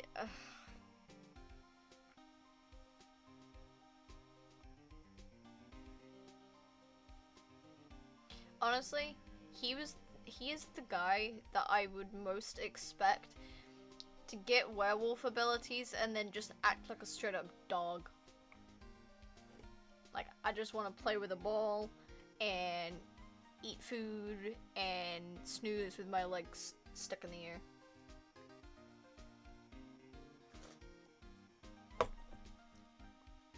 I like him. He's like a St. Bernard or something. Big dog. Oh, so that's what you were talking about. Actually, I was put in charge of the investigation for today. Just for today? Boss for a day? But guess what? You got permission from the chief, so now you're boss for a day. Gee, thanks. First of all, you'll want to have this. Evidence from floor plans added to the court record. Nice talk. What's up? So, Detective Gumshoe, your boss for the day? That's right, it's an honor. After all, the murder took place right here in the police department. But if you're boss, why are you all alone? Or are your underlings? They're using yesterday's findings to prepare for tomorrow's trial. In other words, you got kicked out of the investigation. Again. I'm adamant, though. I'm going to take control and put this case to rest. My own evidence locker, pal. You have a locker in here too, Detective Gumshoe? Haha, of course, I am a detective after all. They gave me a locker that only I can open, pal. Only you can open. I'll always believe in Mr. Edgeworth, no matter what happens. So, Mr. Edgeworth is with the inquiry committee right now, right? They're trying to figure out who's responsible for the mess up in court today. I see. I guess this is what you call fate. Mr. Edgeworth just can't get away from that case. That case? Yeah, that case. The SL9 incident, of course. That was the beginning of the end for Mr. Edgeworth. Maybe we can get him to tell us more about the case. Maybe. This place is more high-tech than you might think. Every locker is fixed so that only one detective can open it. Using their ID card? Well, that's the thing, pal. ID cards can be lost. Why, I'm on my third card since entering the force already. That sounds like a lot. Yeah, but even I can't lose my own right hand. Right hand? Oh, you mean your fingerprint? Exactly, pal. The lock for each locker is coded with a fingerprint. So, the only locker we can open is our own. Oh! I forgot about that. He has the picture of the girl he likes. He has a picture of the girl he likes on the inside of the door. It's cute. Funny, they look like normal lockers. It's the latest model. There's a trick to the handles, see? The handles? On the other side of the handles is a sensor, and if the wrong person touches it, bzzat, you get a shock. That's what happened. My hand would be black and smoking every day. In any case, the locks aren't that obvious. There are even some people on the force that don't know about the fingerprint locks. Okay. Well, I'm gonna present the timesheet thing to him because it said to check people. Could you take a look at this? This is the ID card record for the people who came in here on the day of the stabbing. Ah, I heard the rumors. So it was Goodman who came in here at the time of the murder. Whoa! What is it? That second number. It's not your ID number, is it, Detective Gumshoe? Mr. Edgeworth. What? The second number on this list belongs to Mr. Edgeworth. What?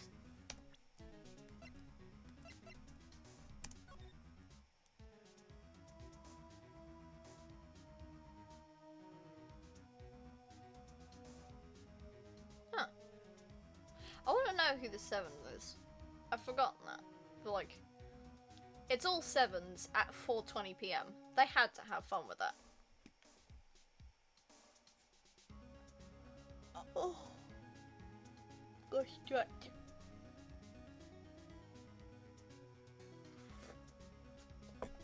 Oh,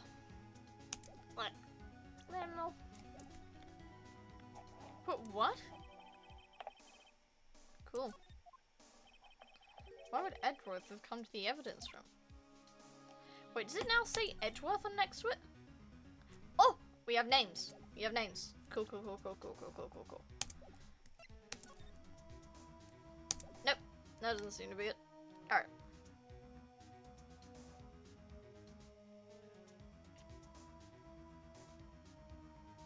Present the note or switchblade to Gumshoe. Can fucking doozies. Detective Goodman's note and its switchblade knife. I bet Edward was the most surprised of anyone. Because the SL9 connection? That was Mr. Edgeworth's first big case, you know, 2 years ago. That was the first time the world knew Edgeworth was a man to be feared. But why would evidence from that case turn up now? I guess it's not over, pal. Maybe there are some loose ends left on that case.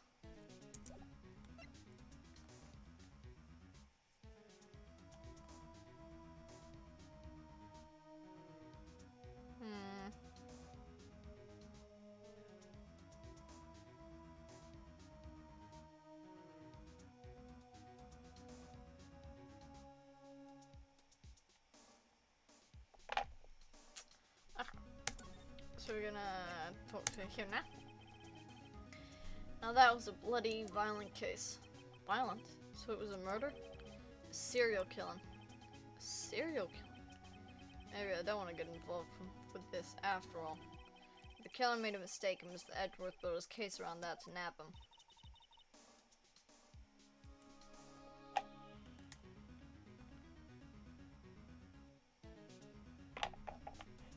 And this was 2 years ago. That put Mr. Edgeworth right in the spotlight and started the rumor mill. Rumors about forged evidence? It's supposed to be an all cleaned up with the transferal the other day. It's the last job he ever did. Detective Goodman, that is. Huh? What do you mean? Detective Goodman was the detective in charge of the SL9 incident, see? So, that switchblade knife? The victim took the knife out of the evidence locker himself? Okay. Cool. Now what? Oh, it says then show the ID card record. I've already done that. It's already labeled, so we can move past that, but... Handwrite and examine the glove hanging on the police tape. Ooh. Q slide. Examine the glove. Someone left a glove here, but only one. Detective Gumshoe, maybe? There you go, pal, making me out to be some kind of absent-minded detective. That's evidence from the case, you know. In SL9, it does have a tag on it. Extremely thin rubber glove.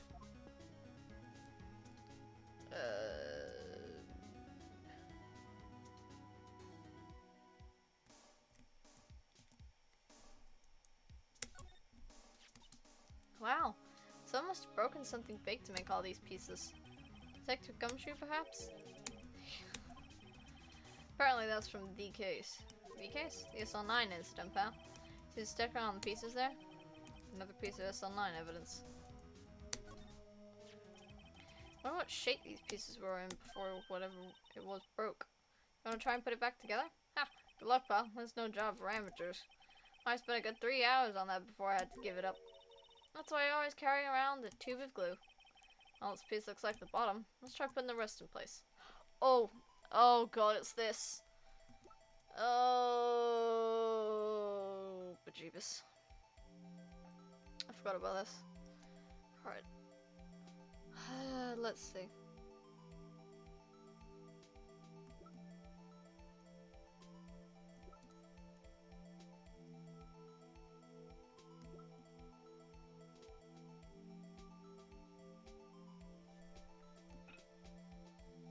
Yeah. There we go.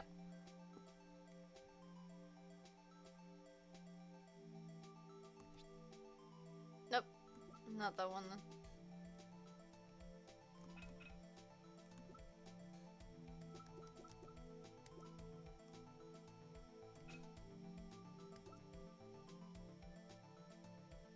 It's not that one. Maybe this one? Okay. Then it's that. Alright, cool. Got it. It's this one for sure.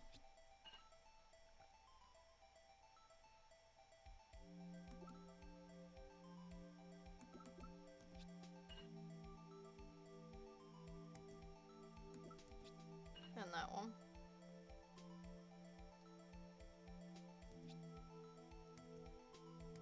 Oh, it's the other one.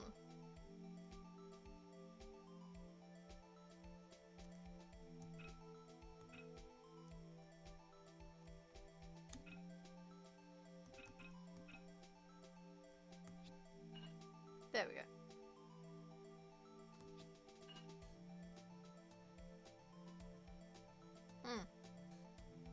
There's a big chunk missing.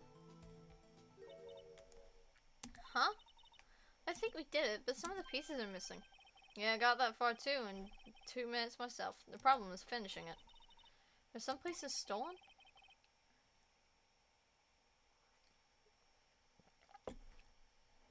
Ah, hi Mom. I bet they were missing to begin with. Still, it doesn't look like the most stable kind of jar. Kind of understand how it got broken.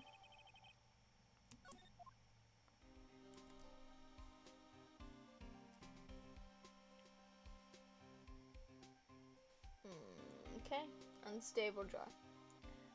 Got it. Ooh, I get to do spray stuff now. I get to do the spray stuff. Let's look at a funky spray. Allow me to say one thing. Speaking as a detective, if I see a piece of evidence I know nothing about, I say nothing. Nothing. That's fine. I bet it's fine, pal. Oh, I accidentally put percent then. So I need to do this. There we go. Now we get to do it. I sprayed like the car door last time I did this.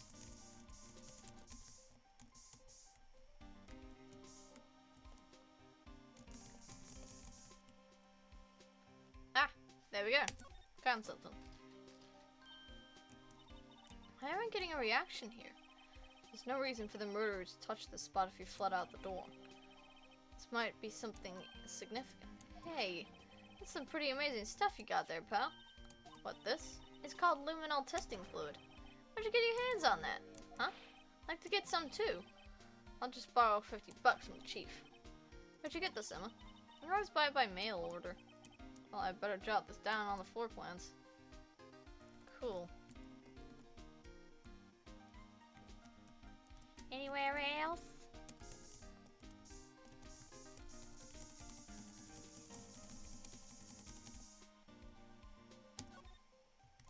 Obviously, we'll spray the hand.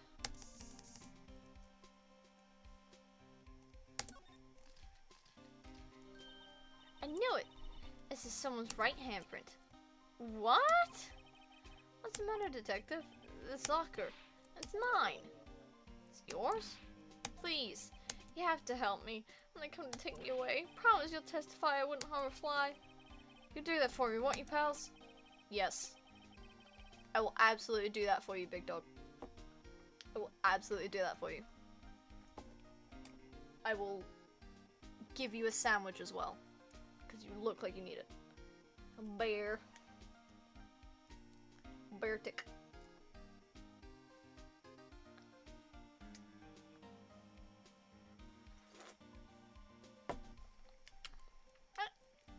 Hey, Mom. It's an important clue. I'll jot it down on the floor plans. Counting on you guys. Believe me, you can't trust the police. What? But you're a detective. He is. Right. Get a little testing fluid. And then put the fluff with the piece of clothes, take it out. Pan right and spray the everywhere looking for some more blood.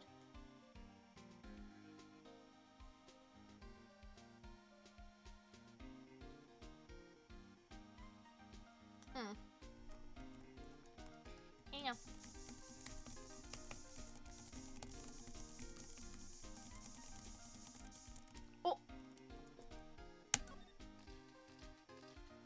That's why rapid spraying is a good idea. There must have been one massive pool of blood. I've never seen anything like it. I'm not a professional. What's your opinion, Detective? Pale blue blood. Maybe Detective Goodman was actually an alien? This proves that something really happened in front of this locker. I'll make a note of it on the floor plans. Hey, if you didn't want my opinion, you shouldn't have asked. Hey pal, look at the time. Is that something you need to be going to? It's just that Mr. Edgeworth's inquiry committee should be letting out soon. I'm gonna give him my report for the day. Might help, you know. The report? You mean the note written on the back of that flyer? The one that says nothing but no problems? Hey, it's Mr. Edgeworth we're talking about. I'm sure we can use a report like this. I believe in him. Who needs enemies when you've got friends like Detective Gumshoe? Damn right you can't trust the Rossers. I'm off, pal. Later. Bye. You're one of the best characters in this series. You should probably see what Edgeworth has to say too. Is there no more blood? Is there no more blood? I'm assuming not. Let's hang on. I want to examine the floor plans. Oh, it does. Cool beans.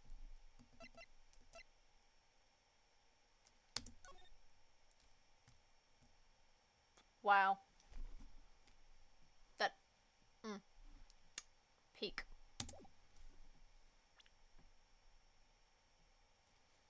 Alright, well, guess we're moving.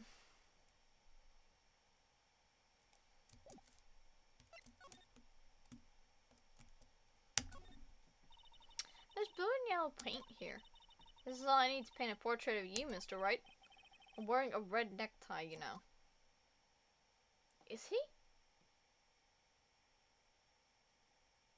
We will find out in a minute.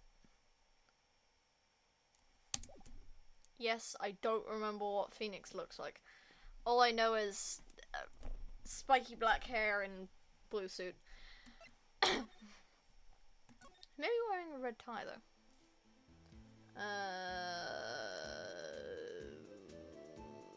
High Prosecutor's Office. Okay.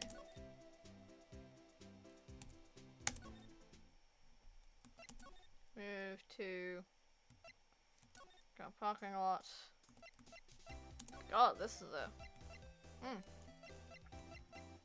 I'm walking a long ass way.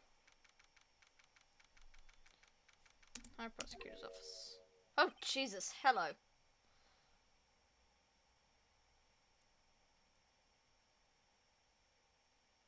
Ah, guests. My apologies.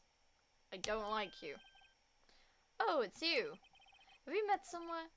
Huh? Mr. Edgeworth, I beg your leave. So long. Is Edgeworth here? There, standing by the window, a teacup in his hand. Of course. Right. He has the hotel bring him tea service? Mr. Edgeworth, you're back from the district prosecutor's office inquiry? I am. By the way, Detective Gumshoe was looking for you. Ah, yes.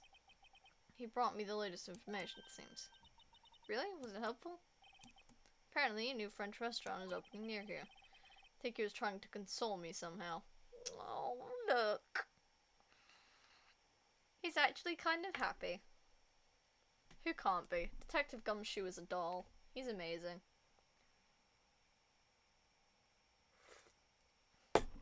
Everybody needs someone supportive like Gumshoe.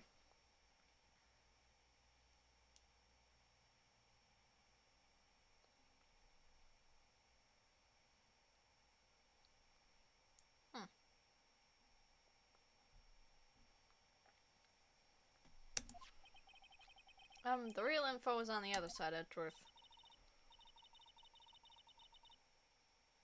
Oh. Ow. Poor Mr. Edgeworth. I think this whole thing is really taking a toll on him. You think? So, how did the inquiry committee go? Actually, they decided to treat this as not a case of concealing evidence, but as a communications error during the investigation. Because that's what it was! Concealing evidence? Yes, apparently there are some who believe that I concealed evidence and gave me a warning. You're lucky this time. Again. Again. I've heard them say so many times, ever since that case 2 years ago. Are you okay for the trial tomorrow?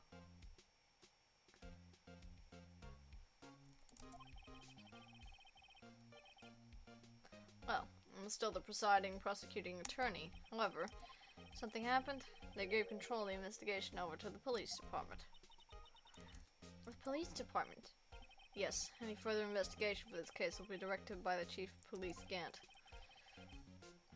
I can do nothing but wait for his results. I see. Why, I ask you, why? All along I've only done what I believe is right and have nothing to be ashamed of, but still.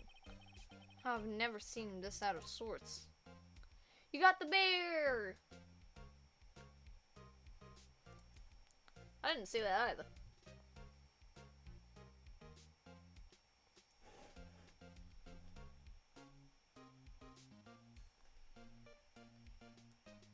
Alright. The ID record. You got it. Alright. But check this now. As I was saying, what's this? A record of my ID card usage? Edgeworth, you went into the evidence room that day, didn't you? Just before the incident occurred, no less. Yes, that's true. Why, Mr. Edgeworth? Please don't look at me like that. I was asked to go by Chief Gant, no less. The Chief of Police? He wanted evidence for a case that wrapped up half a year ago. He told me he wanted to keep it here in the prosecutor's office. But it was solved, right? It would have to be in the evidence if... English. The chief was never one to explain himself. In any case, on the day of the stabbings, I brought this back here. Can I ask what kind of case it was? I can't say. It really has nothing to do with the current case. I'm curious about this other case. I better make a note of it.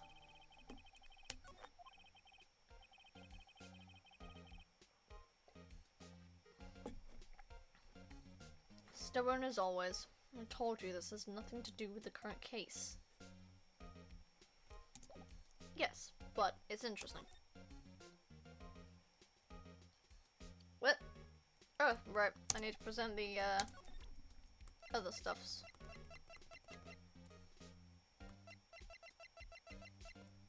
Am I being dumb? Can't see it now. Ah, note. I know you. You probably got a hold of some information already, right? Has to do with that case you were on, the SL9 incident. And some dark suspicion you were wrapped up in. You are the man who revived the worst memory of my life. I figured I'd be telling you about this sooner or later. You must be talking about his father, the murder in the elevator. Okay, Edgeworth, why don't you tell me about it? Tell me the truth. We get to The SL9 incident was a heinous serial killing case. The head of the investigation was the deputy chief of police at the time, Damon Gant. That wacky old coot was involved in the case 2 years ago too then. He was a top officer and it was my first time working with him. I was nervous. Wow, you get nervous too, Mr. Edgeworth? What I want to know is why I was a deputy chief of police on the investigation. In truth, I used slightly more extreme methods than normal. We were detailing with a vicious murderer. If I let him go, the blood would be on my hands. I won a guilty verdict and the killer was executed. But you didn't. Of course not. I didn't touch the evidence. Yes, I will do anything in my power to win a trial. However, I do have a code and I follow it faithfully. By the way, Emma, the chief prosecutor wanted you to know something. My sister? What? If you were still studying forensic science? Huh? Yes, of course. Why, just today, Mr. Wright and I were using this. Luminol testing fluid, Well then, you might have use for this. Aluminium powder for taking fingerprints? It's been chemically treated for better adhesion. Aww. He's so sweet. He's gifting her stuff for her investigation. He's not stone cold. He has a heart. And he is a sucker. For me? Are you sure? We are the enemy, you know. I have no say in today's investigation. Do as you will. He is sneaky. Edgeworth, I'm really... no need to thank me. Here, take your powder and these fingerprint files for everyone involved. Thanks. How about giving these to Detective Gumshoe as well? You have to understand, there is a difference between you and Gumshoe. The difference, Phoenix, being that Edgeworth is smitten for you. Doy! You dumbass. Well, let's get going. One last investigation. Right. I do seem to remember seeing a suspicious handprint somewhere.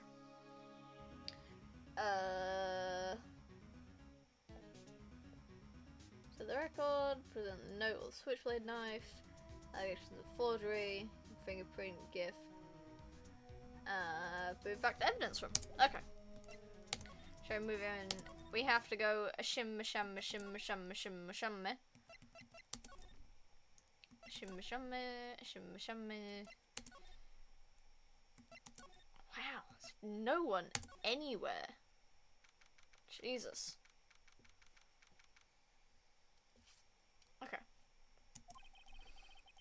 Investigation turned up a suspicious handprint. Here in this blood on the detective's evidence locker. Let's use the secret weapon we just borrowed. Right, let's get started. First, choose a finger. A finger. Each finger leaves behind a different imprint. Let's choose a finger that will have left behind the clearest print. You can't really tell the difference at a glance. Quit procrastinating and choose a finger. I'm gonna choose this one. Okay, now it's time to check for prints. Let me show you how it's done. I'm starting to get that sparkle in our eyes. First, we sprinkle the aluminum powder around. Huh? How do you do that? With enter. See? Ah, it looks like that did the trick. Aluminum powder adheres completely to the print. Once the powder is well spread, just blow away the excess. Huh? How do I do that? With E. Exciting, I know. Imagine you're blowing out the candles on a birthday cake. See? Wow, that looks like fun. Might take some getting used to, though. It's fine. It won't go up your nose or anything. You just pour the powder on thick and blow away the extra. Those are the basics of fingerprinting, Mr. Wright. I guess I'd better give it a try. And now, we do this.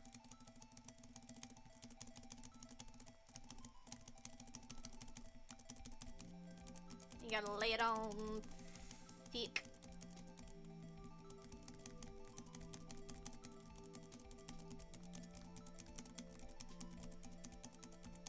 Have to turn the screen white.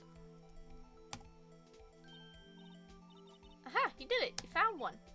But this looks nothing like a fingerprint. Now that you mention it, I guess it doesn't. What does it mean? I think it means we're out of luck. Out of luck? The person who left his fingerprint must have worn gloves. Don't tell me we've been wasting our time here. Hey, calm down. That's just the way it goes sometimes with scientific investigations. But it does seem a shame. Alright, why don't we look for other prints? Other prints? Looking at the locker closely. Sounds like there are fingerprints outside the bloody handprint as well. Let's see if we can find a clear print. Yeah, just this smear right here. And now we get to turn the screen white again! Okay.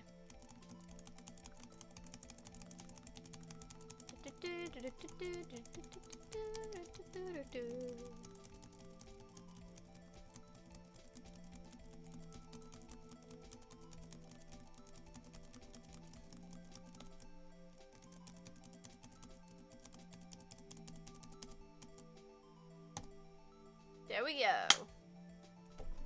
Really? Are you kidding me? It's not enough for you.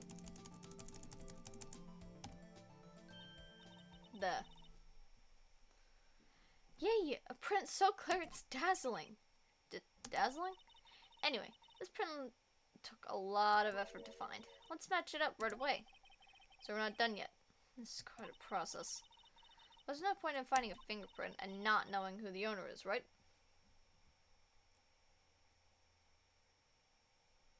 Bruh. I guess she's right. Look at the fingerprint data we got from Mr. Edgeworth and point out the person you think left these prints. Huh? How am I supposed to know who it was? Can make a pretty good guess. The bloody handprint and the fingerprints are different places, right? That means that the prints probably don't have anything to do with our case. Those fingerprints would be most likely on this evidence log. Where is he? Dick Gumshoe.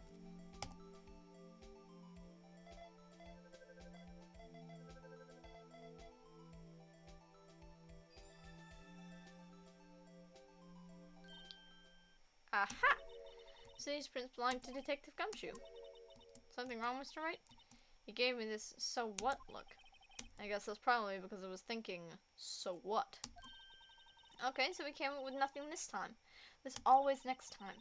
Sometimes you hit something, sometimes you miss. Gotta roll with the punches, Mr. Wright. Thanks for the sympathy. Wait, if I remember correctly, there's one other handprint in this room. Let's check it out. Yes, there was my leg. Let's... Wow.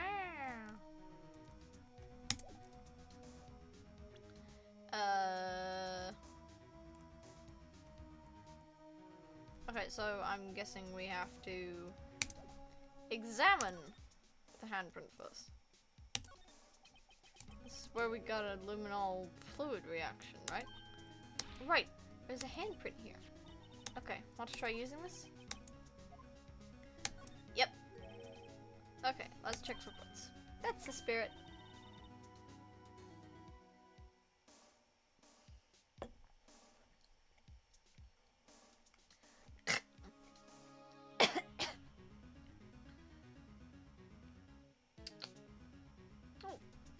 I'm good.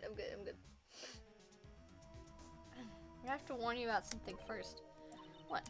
The area where the blood was wiped away, right? You only ended up finding it using chemical means. Any prints in that area will have been wiped away too. Oh, right. So that means no prints.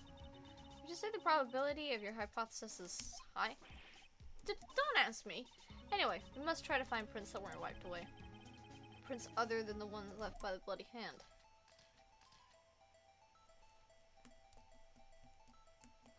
I'm gonna go with this finger.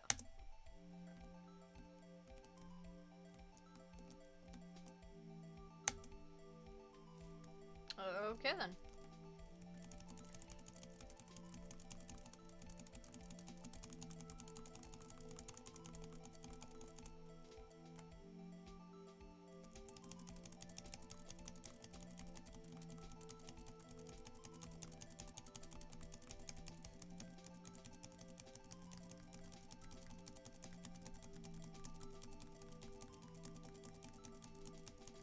It's Christmas.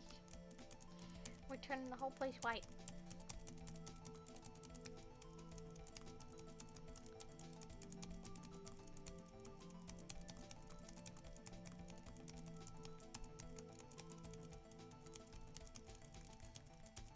It takes a lot of dusting.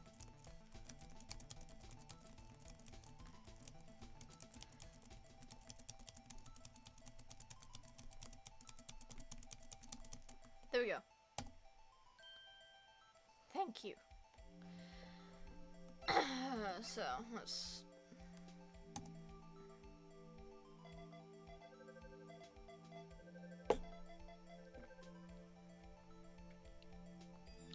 Oh, that's the honey.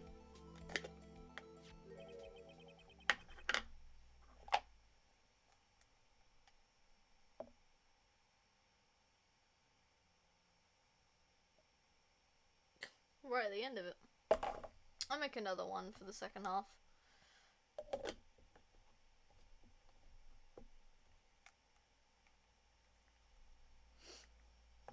Hey, these fingerprints, they what, Phoenix? Whose are they? Whose? Is it someone I know? It's Officer Marshall. Huh? Jake Marshall. Yes.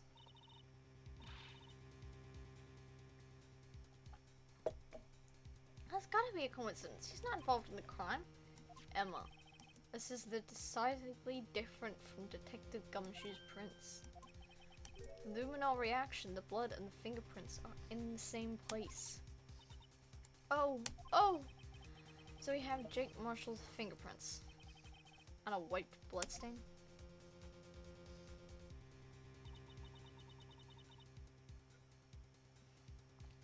But why would Officer Marshall? Looks like our investigation is finally turning up some results. I guess this is what you call decisive evidence. I don't believe it. Sorry, honey, that's how the cookie crumbles.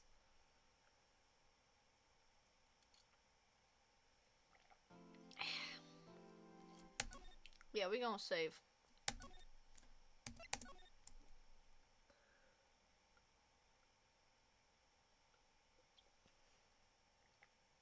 That's all of that gone. Cool. I'm not gonna make it as lemony next time.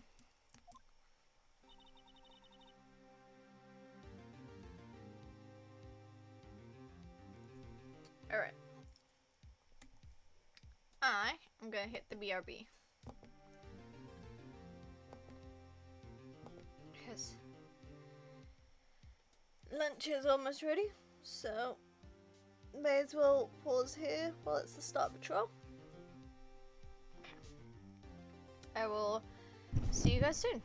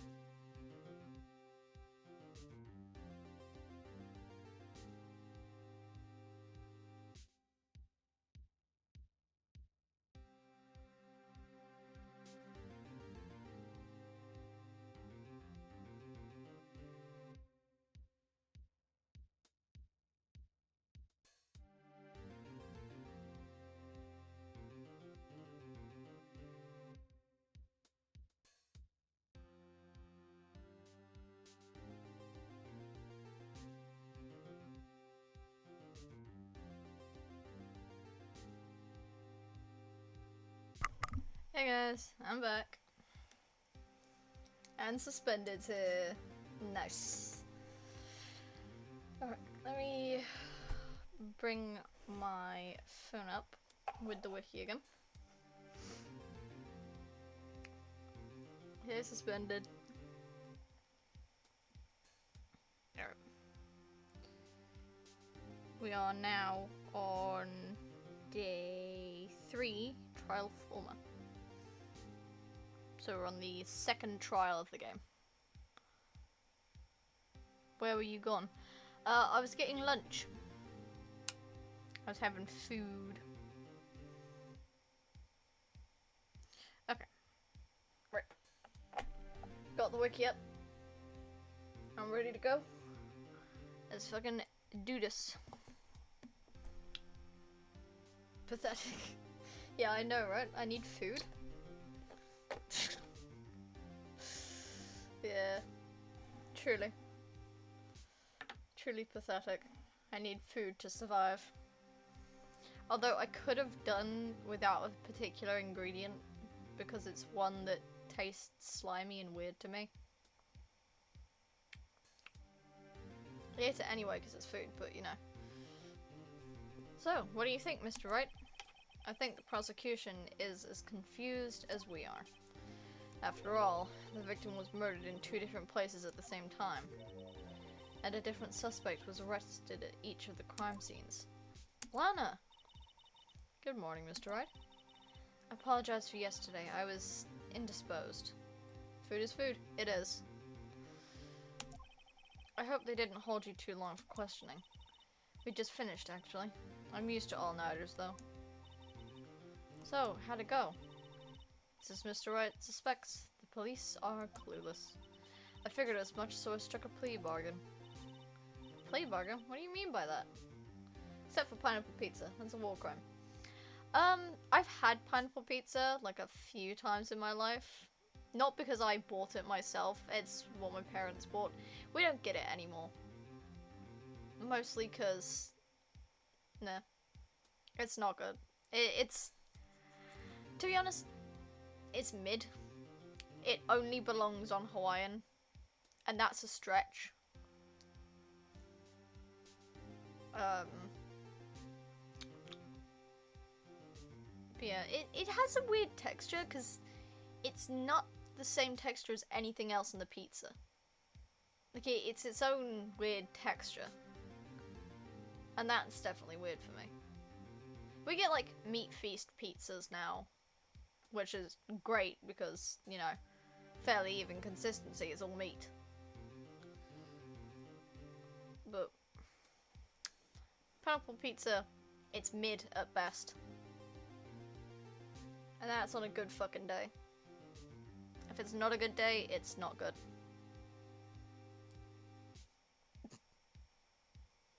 It doesn't belong less than 50 meters from a bread dough. That depends. Well, actually, no. No, I'm thinking of a cake. I was thinking about, like, pineapple upside down cake. That's good. I like that. A plea bargain? What do you mean by that? We agreed that if I told them the truth behind this simultaneous murder, they wouldn't seek capital punishment. That's what I mean, Emma. But Lana, don't tell me you... Much to my regret, but I didn't get that.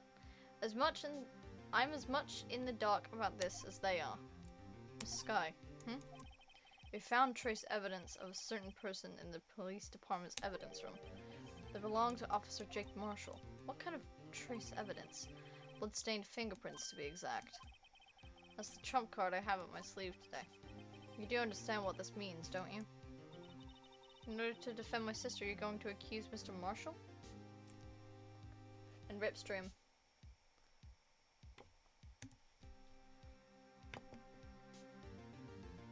It did the thing, didn't it? It did the thing.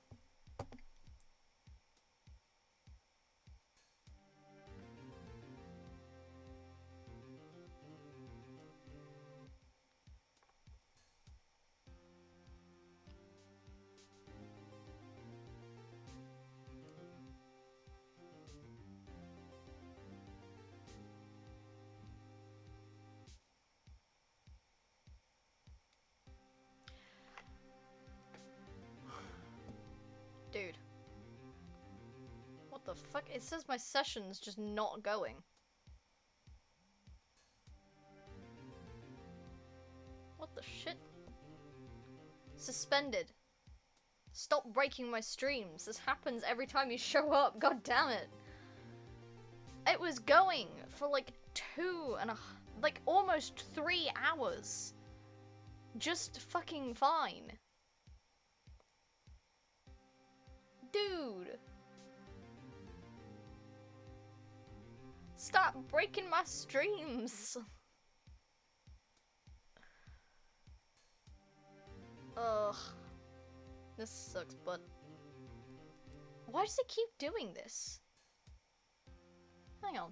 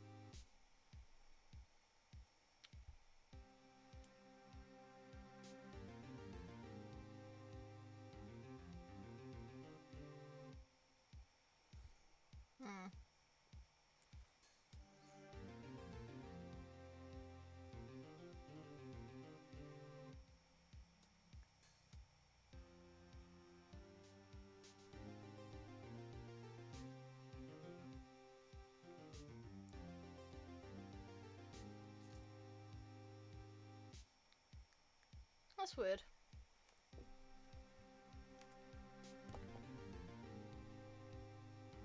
I think you're alive? Yeah.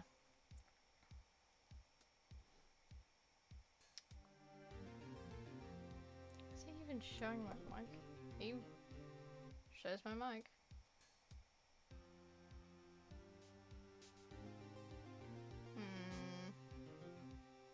I don't like that. That's really annoying. Because now it's starting to do the thing where it keeps splitting the streams in two. Your voice is really low. Is it? Because I don't know.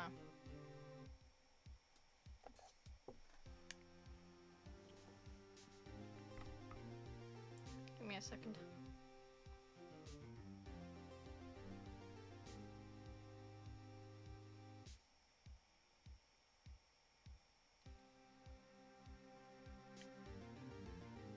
Okay.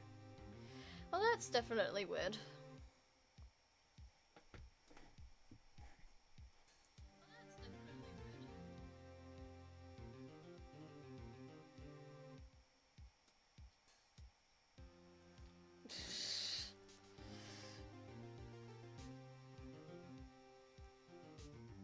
OBS hates you.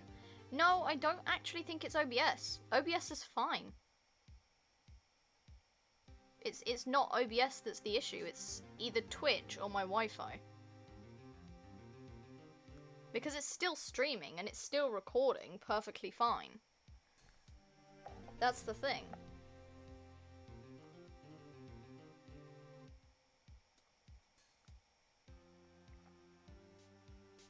Your waifu's dead? Sad. Not waifu, Wi-Fi. It keeps doing this, but usually it does it earlier in the stream. Within like the first half an hour, 45 minutes of the stream. Well, this is nearly 3 hours in.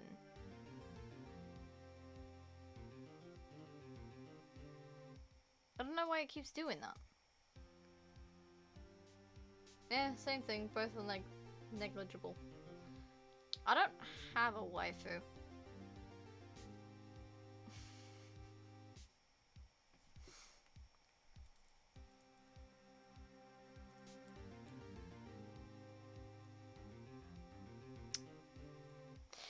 Anyway. Let's...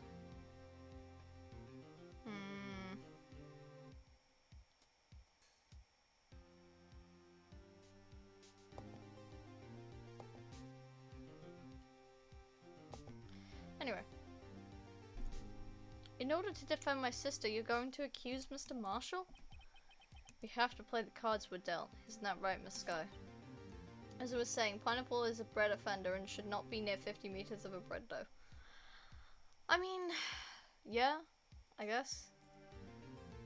I mean, it's more of an issue for me that Pineapple itself is not consistent. Because when you cook it, the outer edge, if you cut it into like pieces around like the ring and stuff, the smaller end that was closer to the center is much harder than the outside. So Pineapple itself isn't consistent with its texture, which makes it really weird to eat. Do what you have to do, Mr. Wright.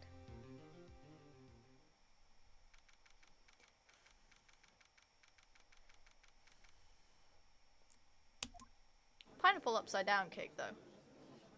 That's good. Court is now in session for the trial of Miss Lana Sky. The defense is ready, Your Honor. The prosecution is... I'm afraid you'll have to clarify. It takes 30 minutes by car to reach the police department from the prosecutor's office. Yet the victim, Bruce Goodman, was slain at both places at the same time. That's not physically possible, is it? What's more, I hear the victim from the evidence room just disappeared. Yes, and the body eventually reappeared in the trunk of Mr. Edgeworth's car. Wow, this is one messed up trial. One of my duties as prosecutor is to present impartial evidence. Today I will present evidence relating to the murder of the police department. In doing so, I believe the way in which we should proceed will reveal itself. In doing so, I believe the way in which we proceed will reveal itself. Okay, there we go. That's what sets Mr. Edgeworth apart. He sounds so on top of things, even though he doesn't know what's going on himself. And that's supposed to be an admirable trait? I don't know, man. Kinda. Very well, let the trial resume. On the day of the crime, what exactly transpired at the police department? Mr. Edgeworth, you may call your first witness of the day to the stand. For its first witness, the prosecution calls the suspect of the murder that occurred at the police department. The suspect? You mean the so-called murderer? He's not a murderer, he's just a little guy. Oh boy, things are getting wild from the get-go. Will the witness please state his name and occupation? Yes, sir. I am Officer Mike Meekins, sir. My occupation is, that would be murderer, sir. So you're telling us you're a professional killer? Sir, it was me, sir. I'm the one who did it. I'll never kill anyone again, sir. You gotta believe me, sir. Actually, what we'd like to hear from you is, sir, I'm what you would call part of the younger generation, sir. A person whose actions adults can't possibly comprehend. Please, Mr. Edgeworth, sir. Help me, sir. Officer Meekins. Yes, sir. Give us your report of the crime. Consider that an order. Yes, sir, as you wish. After all, I am part of a generation that must be told what to do, sir. Can't fault him for a lack of enthusiasm. No, you cannot. Smudge my glasses. And somehow that won't be admissible as that's such like, argumentative. So boom, that testimony is probably dead. Yeah. Although it's not my normal duty, I was assigned to guard the evidence room that day. I spotted a suspicious man on the security screen and rushed into the room. I was only doing what I was trained to do, sir. I was suddenly attacked. I fought for my life, and then I did it. After that, I passed out until another officer smacked me awake.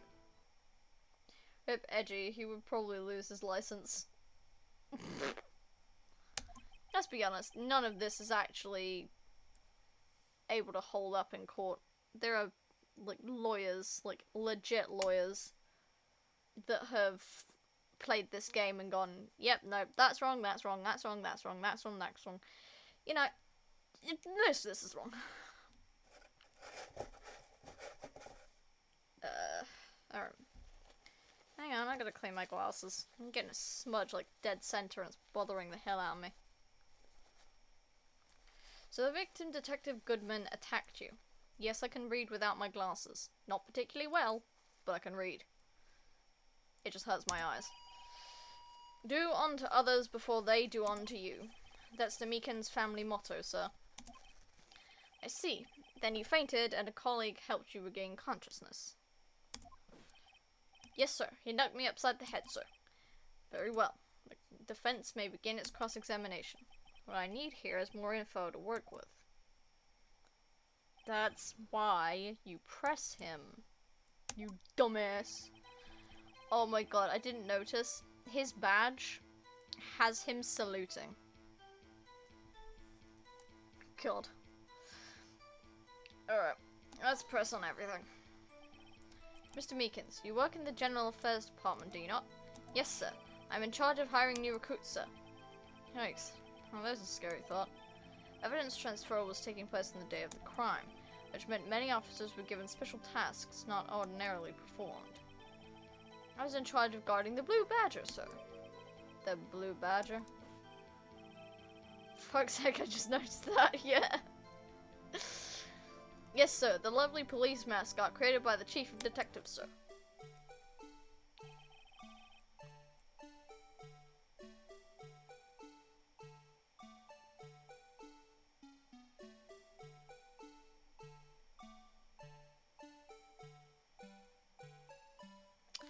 I was to ensure it wasn't broken during the transferal process. That was my sole mission for the day, sir. I see. Sounds like a very, important mission. After the award ceremony finished that day, there were so many people running around that I relocated the Blue Badger to the evidence room. Oh, so that's why you went to the evidence room. Tell us, what did you see when you got there? I spotted a suspicious man on the security screen. In order to enter the evidence room, you need an ID card, am I correct? Precisely, sir. I have one right here around my neck. So then, your ID number should be listed on here, right? There it is! I found it! There's the one right here. Could you please read us the number? Yes, sir. It's 4989596. That's my number, sir. I see. Huh? Number 4989596 is shown as being used twice. Please explain, witness. It's no real mystery, sir. The first time is when I relocated the Blue Badger to the evidence room. And the second time is when I went to go get him after everything settled down. I see. So it was during that second time when... Yes, sir. That was when I spotted the man on the security screen.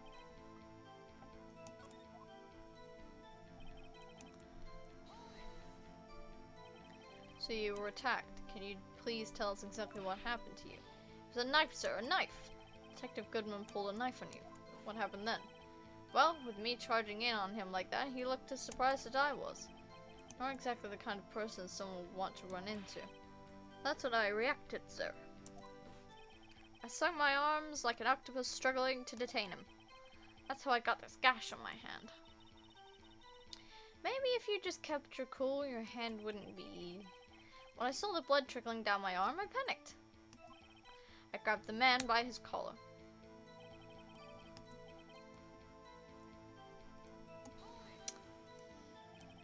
What exactly do you mean by when you say you did it?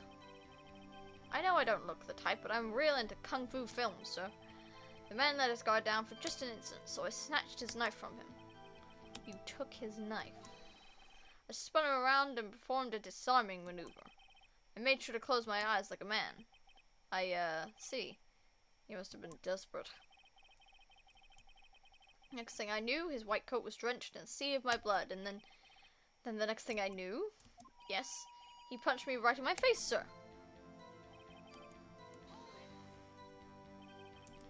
About what time did you regain consciousness? No offense, sir, but how am I supposed to know that? I was unconscious.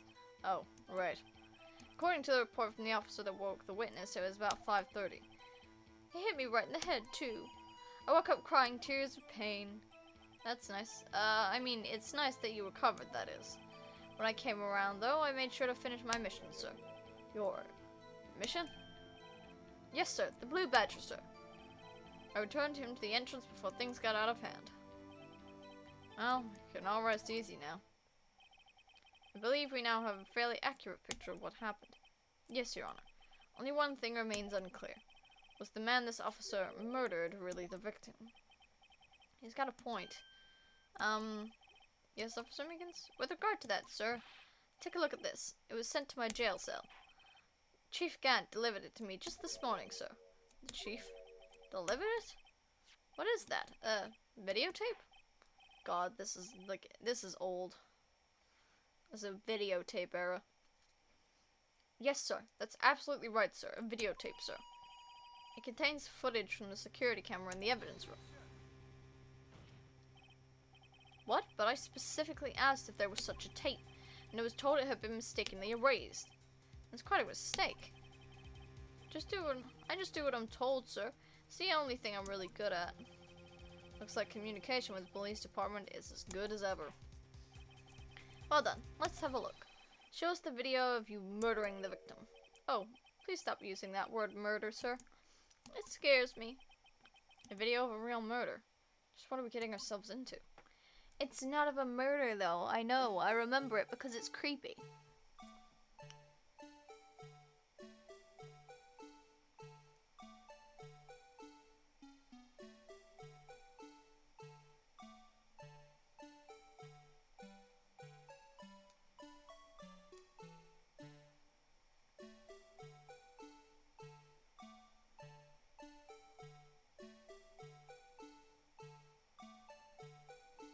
Conveniently, you never see the guy's face.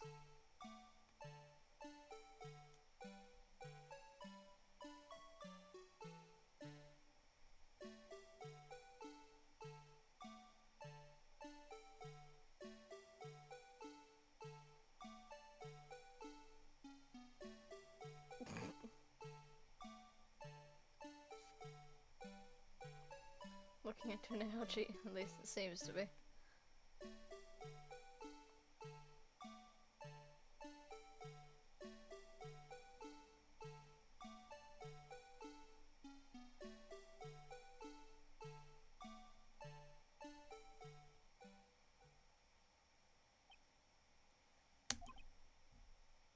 It's a channel called The Tunnel of the Missing. Pretty decent, only 3 days old. Huh. Cool. Well, I believe we're all thinking the same thing. How can we deal with these unsettling feelings stirring within us? What the hell was that wriggling piece of plywood?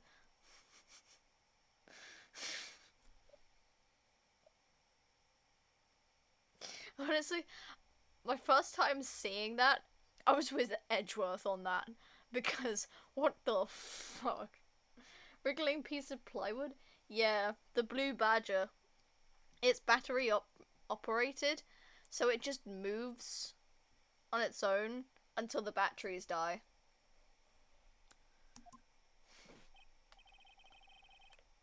Sir, that is the pride and joy of the entire Criminal Affairs Department, sir. It's the Blue Badger, sir. Why am I not surprised this isn't going smoothly? Pride and joy, yeah. They're not saying it's a lot of pride and joy, but it's pride and joy. Yes, well, anyway. This tape seems to prove that the witness did indeed encounter someone in the evidence room, in some sort of whatever. Your Honor, instead of relying on clearly incomplete footage, the witness's testimony will suffice. Is that alright with you, Officer Meekins? Yes, sir, as long as you wish, sir. The only thing joyful about it is when it goes missing. Ouch. His face can be seen clearly in the video, but there's no question that the other person was Detective Goodman, sir. I mean, he opened the locker, which required Detective Goodman's fingerprint to do so. The locker he opened is unquestionably Detective Goodman's locker, sir, so it must be him. No one else could have unlocked it. What's this about a fingerprint? Each detective has been given a locker equipped with a fingerprint-activated lock. These locks ensure that each locker can only be opened by the detective it belongs to. Intriguing. That would mean the victim at the crime scene would have had to be Detective Goodman. Very well. The defense may begin its cross-examination. I don't know where this cross-examination will lead, but everything begins with contradictions. That's where I have to start. Alright. Let's see. What are we doing with it? Mystery Man.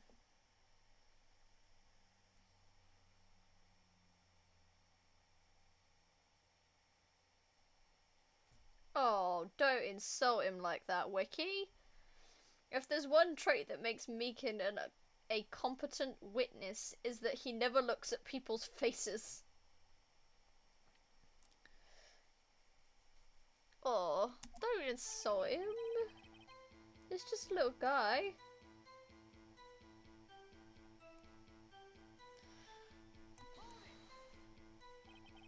Tell me, were you able to get a good look at him?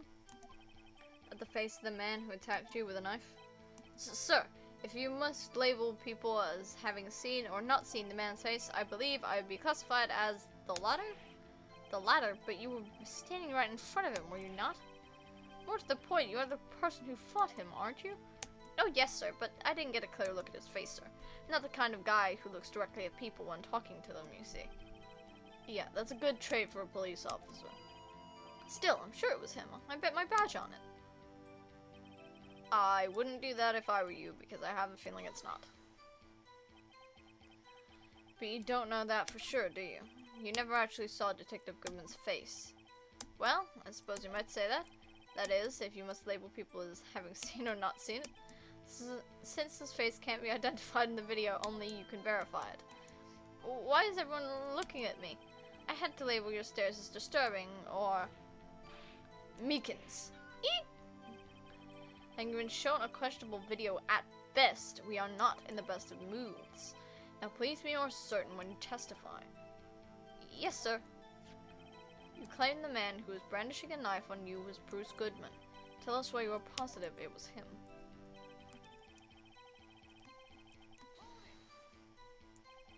About these lockers. Is there no other way to open them? No, sir. I myself tried all the kinds of methods in the past. They only respond to registered fingerprints, sir. I wonder what kind of methods he's tried. The man opened the locker's lock, which only responds to its registered fingerprints. Then he must have been the person the locker was assigned to. Exactly my point, sir. And this too.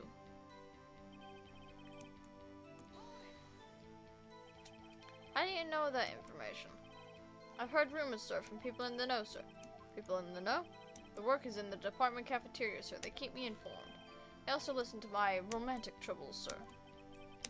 For the record, the open locker did indeed belong to Detective Goodman. I verified this information through a more reliable source. So the victim opened the locker with his own fingerprint. Yes.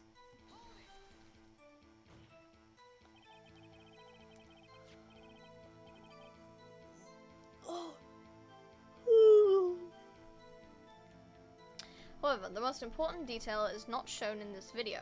The man's face. Sir, if I may say something, sir, please do. After all, you are the one being examined. I don't understand why the man's face is so important in this case, sir.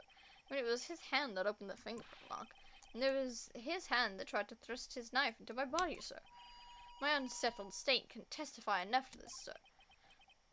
Yes, you have a point. The footage doesn't lie. That is, unless the defense can find a problem with it. Mr. Wright, let's check the court record again. Is there a problem with... Am I gonna have to watch that creepy ass video on my own again?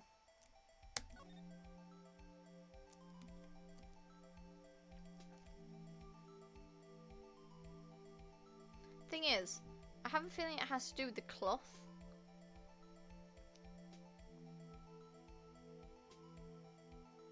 Yeah, because it's not there. There is a problem.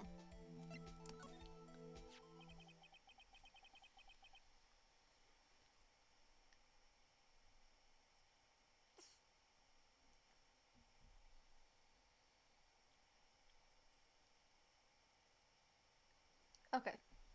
So, I need to present two things on this. So, right view one. Before he walks over, it's lit up. And then, again, when he opens it, something falls out. You need to pause it and present it.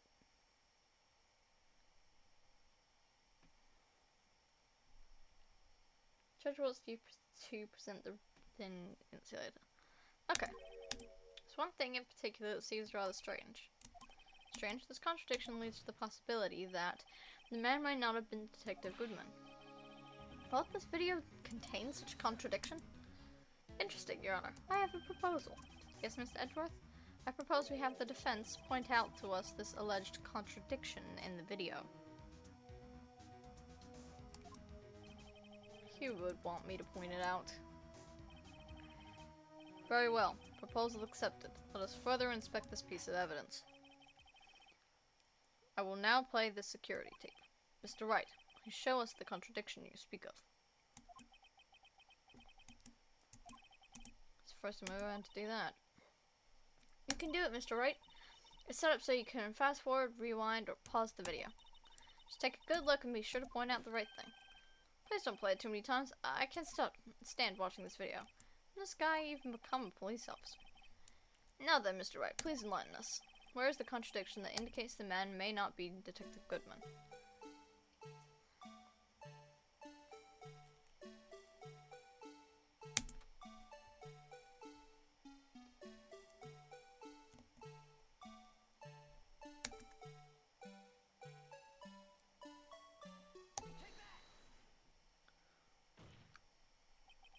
The thing that's strange about this video has got to be this. Officer Meekins. Sir, do you mean me, sir? As I understand it, the locker's apparatus works like this. When you grab the handle, a sensor reads your fingerprint. If it's a match, the light turns on and the lock is released. According to my very limited experience, that's the way I understand it, sir. If so, then something is seriously wrong with this picture.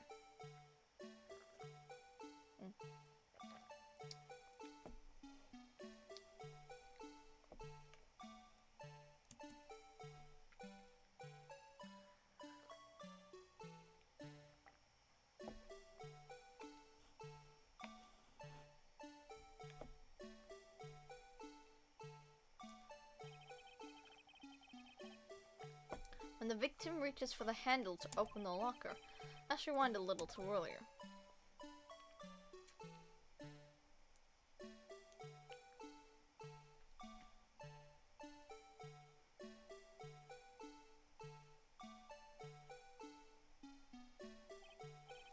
Here, notice the light? What's this? It's already lit! Precisely my point, Your Honor. The locker was already open before the victim grabbed the handle.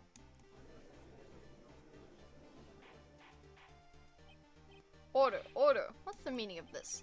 It's very simple, Your Honor. The locker wasn't locked on the day of the crime. But the locker locks are controlled by an electronic system. When a door is shut, a sensor is triggered, and the locker is automatically locked. Oh, I know, it must have broken down. Of course, I'm not an expert in this. It's not likely, Your Honor. The sensor would detect and report any malfunction. Oh well, it just goes to show novices should keep their mouths shut. So then, Mr. Wright, do you have an explanation? Me, Your Honor? Yes, why hasn't the locker been locked? Me, Your Honor? Yes, well, you see, this isn't exactly my field. What do you think, Miss Scientific Investigator? Huh? Oh, maybe something like jam the system's sensor? Something jam the sensor. Say, there's something else that seems out of place in this video. Yeah, I thought so too. There's got to be another clue somewhere in this footage. Okay.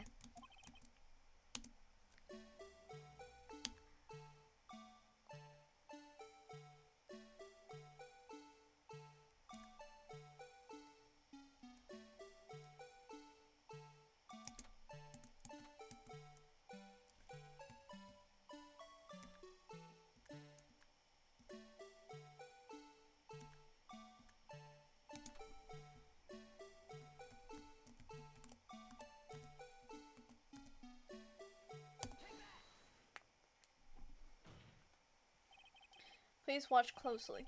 This is the continuation of the part I showed you earlier. Yeah, I know.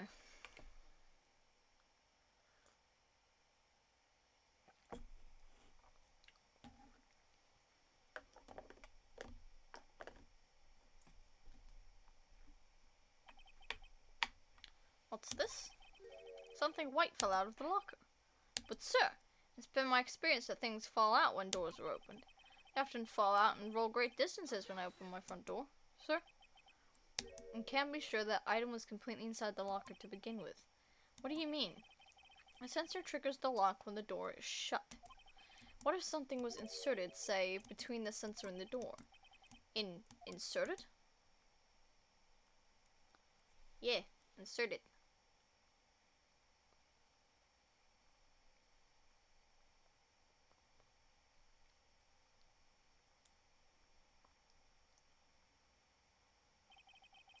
The white thing wasn't inside the locker.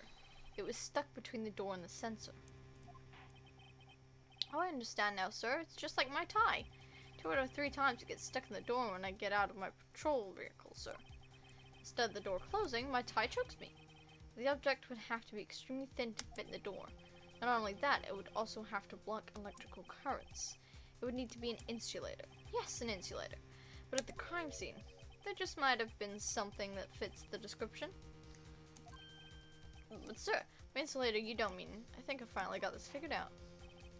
Very well. Will the defense please present the relevant evidence? What was this insulator that was stuck in the locker door?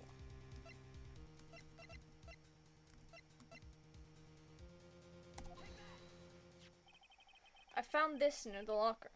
A thin rubber glove. We can't be sure that was in the victim's locker. It has a tag that reads SL9 incident. The video seems to depict the victim opening the locker. This isn't the case. The lit lamp attests to this.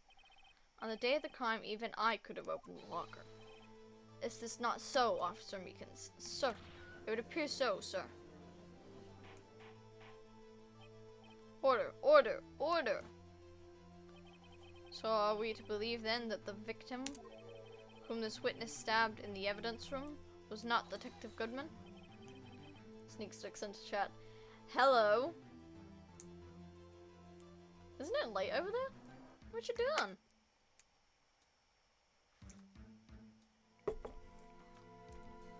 Do not be misled, Your Honor. What do you mean, Mr. Edgeworth? Hi. The defense has merely demonstrated that possibility and nothing more. The victim in the video was indeed Bruce Goodman. The prosecution will offer one more testimony to prove this. What? It is gone midnight. Officer Meekins, please testify about this. Sir, me, sir? I'm not sure what you're referring to, sir. Oh, you mean that, sir? Of course, sir. Is this a joke? 12:30. I was washing up. Oh, fair.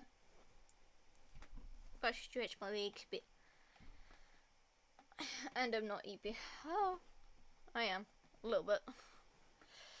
Very well. Begin your testimony. Mystery Man 2. There's one other thing that proves the man was Detective Goodman, sir. To enter the evidence room, one must use their ID card. An ID card is used as a record of it. At the time of the crime, the detective had used his card. An ID card record. I see. I have the ID record right here, Your Honor. The ID used at 5:14 is that of the victim. Just before the crime, Yes, without a doubt this is the victim's ID. However, one thing does strike me as unusual. Several hundred cases should have been due for transferal. Why are there so few people using this room? This particular evidence room is only used for storing certain special cases. Special cases? Extremely violent cases involving police staff. Just hearing that makes my hair stand on end. Me too, although it doesn't make much of a difference. Is that because your hair's spiky? There are only a few cases up for transferal there, and most were cleared from the room. Right, I see. Now let's move on to the cross-examination.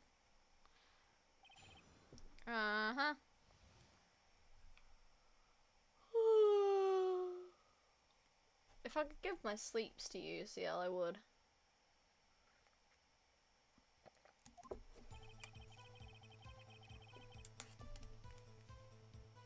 Okay. I feel like I have a specific thing I need to press it. It's fine.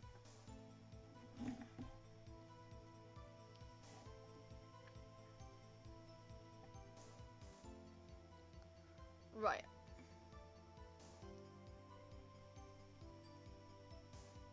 Okay, so on anything but the first statement,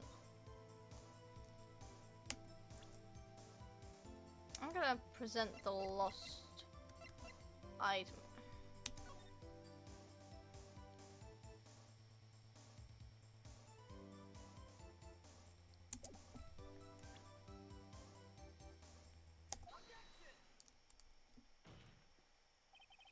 Sleep is for the weak.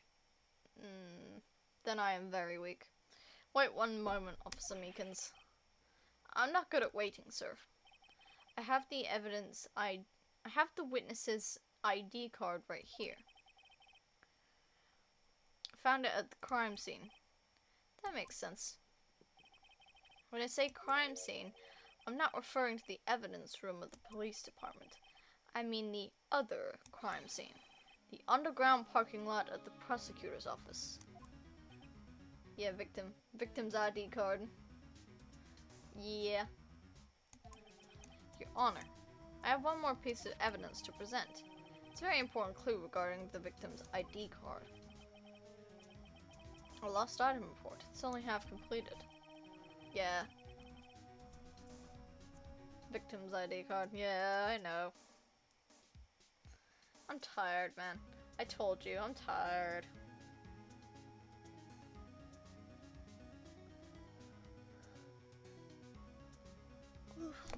I'm telling you, the fan art makes him look prettier than he is.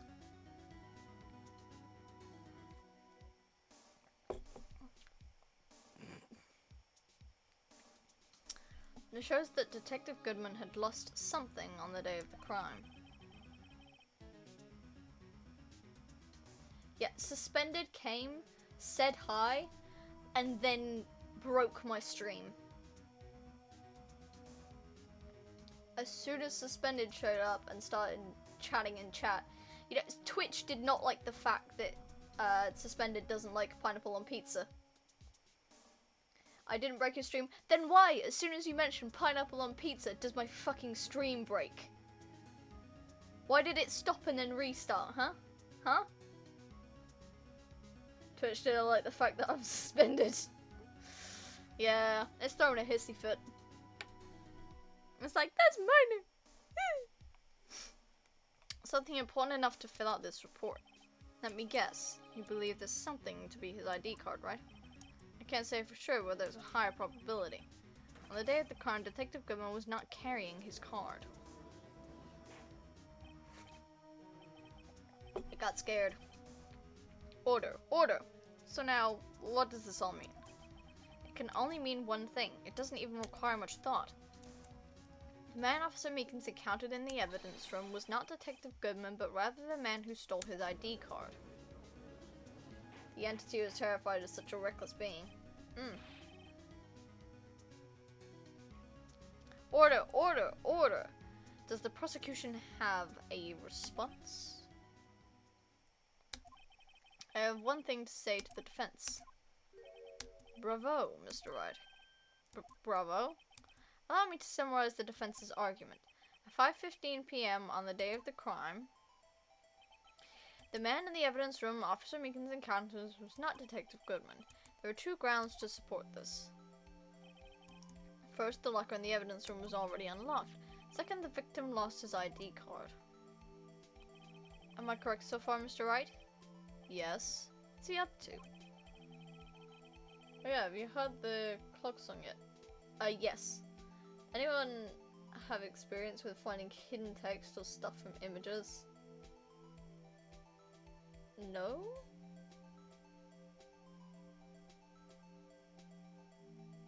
I don't think so. Maybe? I don't know. That being the case, we must inevitably arrive at a single conclusion. If the victim in this video is fake, then the murder in the evidence room is also fake. In other words, the security camera does not show the instant of the murder. That is, well, I guess that's right. Is something wrong, Mr. Wright? Only moments ago you seemed content to be pointing your finger around. That isn't going to end well. This isn't going to end well. I sent it to you on TikTok.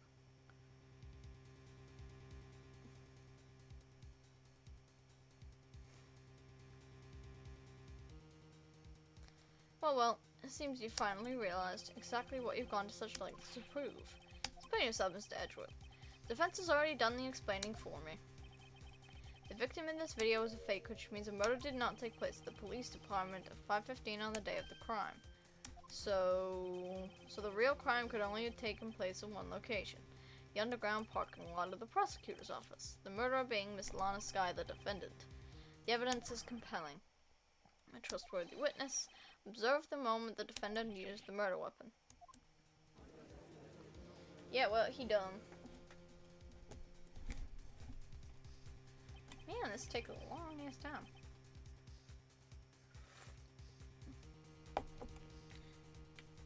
I knew that testimony was way too shabby. It was all a trap from the beginning.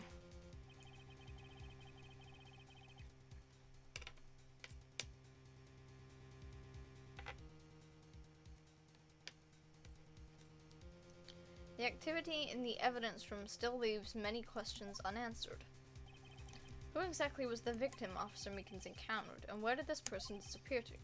However, this trial's purpose is to examine only the murder of Detective Goodman. Just so, Your Honor. Mr. Wright, you have to do something, or else Lana... What do I do? How am I supposed to get myself out of this mouse? Object. One moment, Your Honor. What now, Mr. Wright? Don't tell me you're objecting to what you've just proven. Of course not, but I'm also walked right into the I almost walked right into the prosecution's trap. What are you talking about? This cross-examination has proven one thing and one thing only. The security video did not show the actual murder.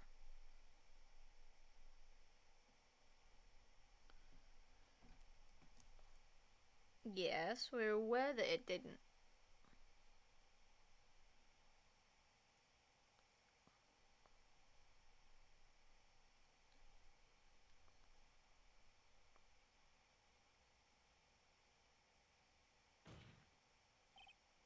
However, it cannot be said that it is unrelated to the murder in the parking lot.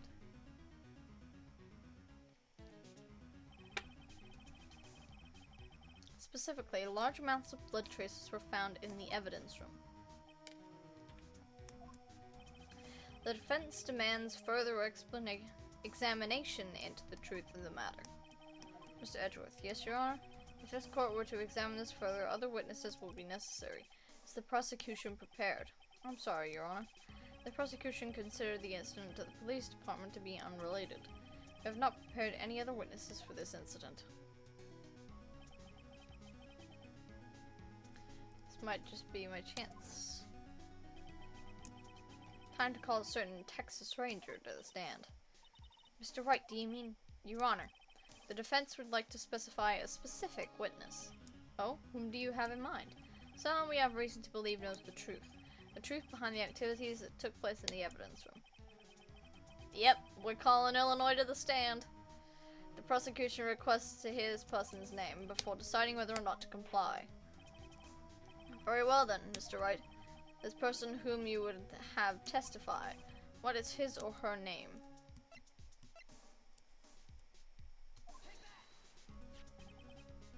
Officer Jake Marshall. Why him? Can't let Edgeworth know everything just yet. He's in charge of the evidence room. I feel we should hear what he has to say. The prosecution agrees to the defense's request. Since he was responsible for guarding the room, we should hear his testimony. Fortunately, he works in the police department. We shouldn't need longer than 20 minutes to prepare.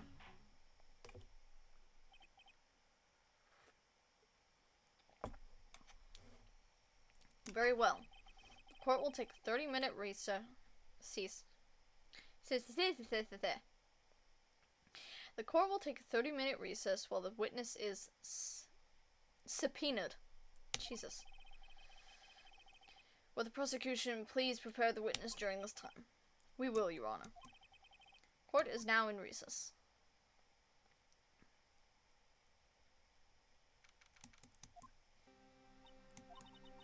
There's no stopping you, is there, Mr. Wright? Huh? What do you mean?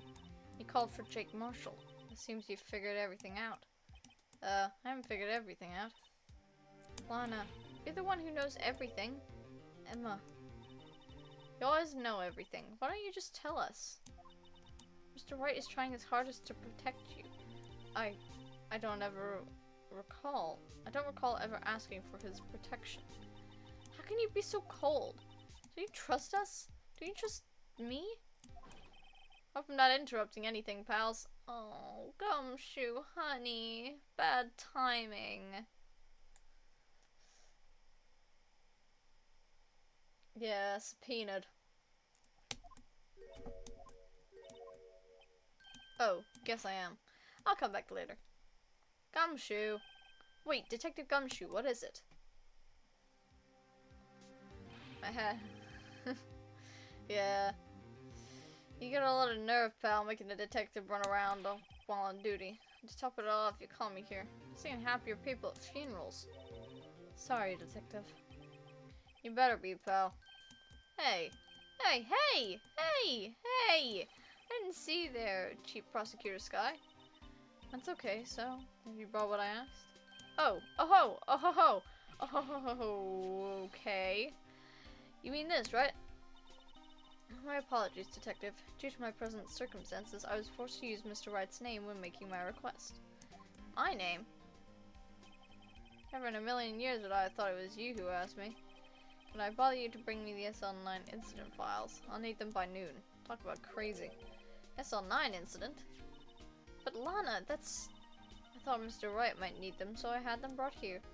Here, you might do well to read them. I can't believe you, the chief prosecutor, were a witness in that case. Sky was a witness? Files for the Joe Dart killings, solved 2 years ago. Hang on. I'm gonna take a peek.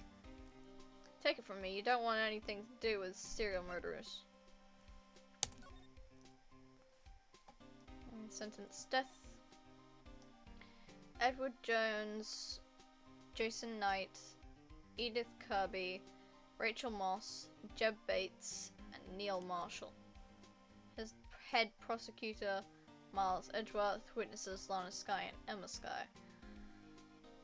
Executive investigators Darren Gant and Lana Sky. Head investigator Bruce Goodman, investigators Jake Marshall and Angel Star. Well, that's everyone we know.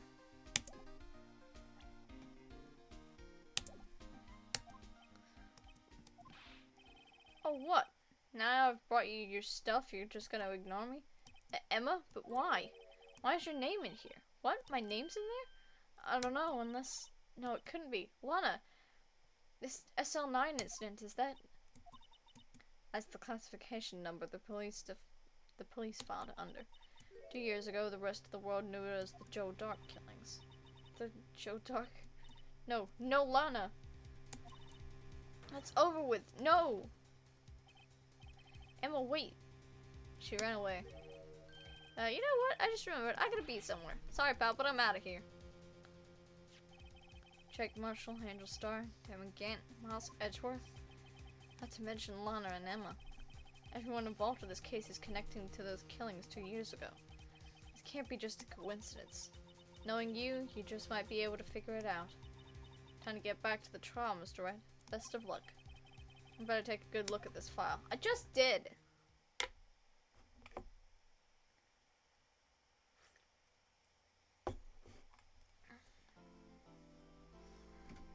Okay.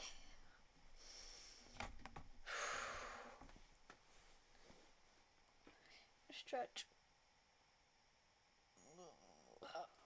So, progress up to this point? Yes.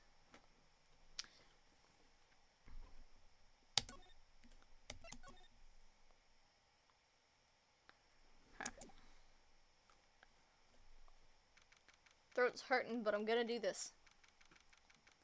One more. Calling it for today? Not yet.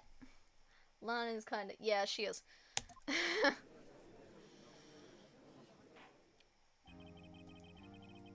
The court will now reconvene for the trial of Miss Lana Skye. But rest. I don't care.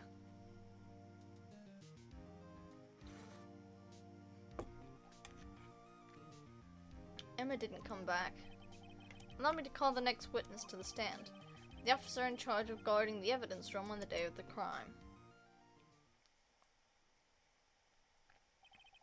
Witness, please state your name and occupation. Me, partner? Oh, I'm just a man, same as you, wandering the trails of civilization. Occasionally helping the elderly cross intersections when needed. Yes, we get it. Oh, I know, you're a patrolman. As for my name, if you listen hard enough, you can hear the howling wind calling it out. To be exact, it's Jake Marshall, Your Honor. Howling wind? Never heard Edgeworth described that way before.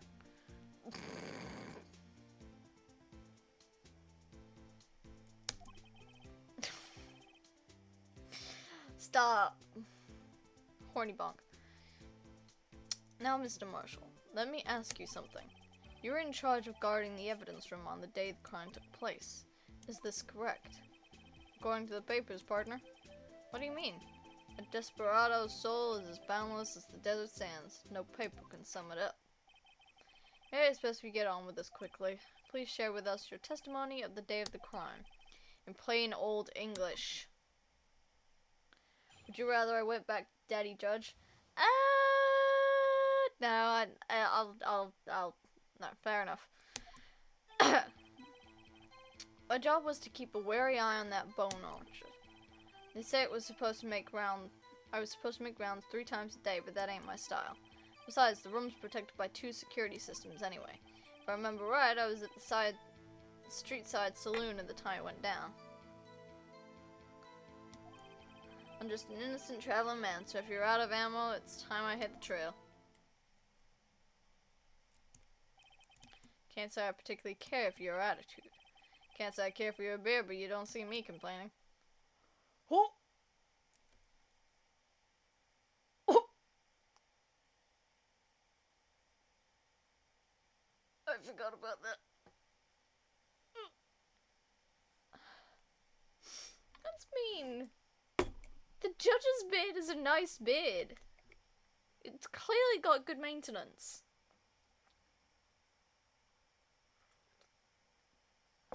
There's no need to be mean like that. Wait a minute. What do you mean by 2 security systems? I mean security cameras and the ID card reader. I reckon even a cowpoke like you knows about those. Yes, well, what about the fingerprint activated locks on the evidence lockers? Fingerprint activated locks? What kind of newfangled doohickeys are those? You don't fucking know? He's not very helpful. He's not that good with machines, or with following orders. Everyone's got their weaknesses, now don't they, Mr. Prosecutor? This one seems like trouble. Okay, Mr. Wright, he's all yours.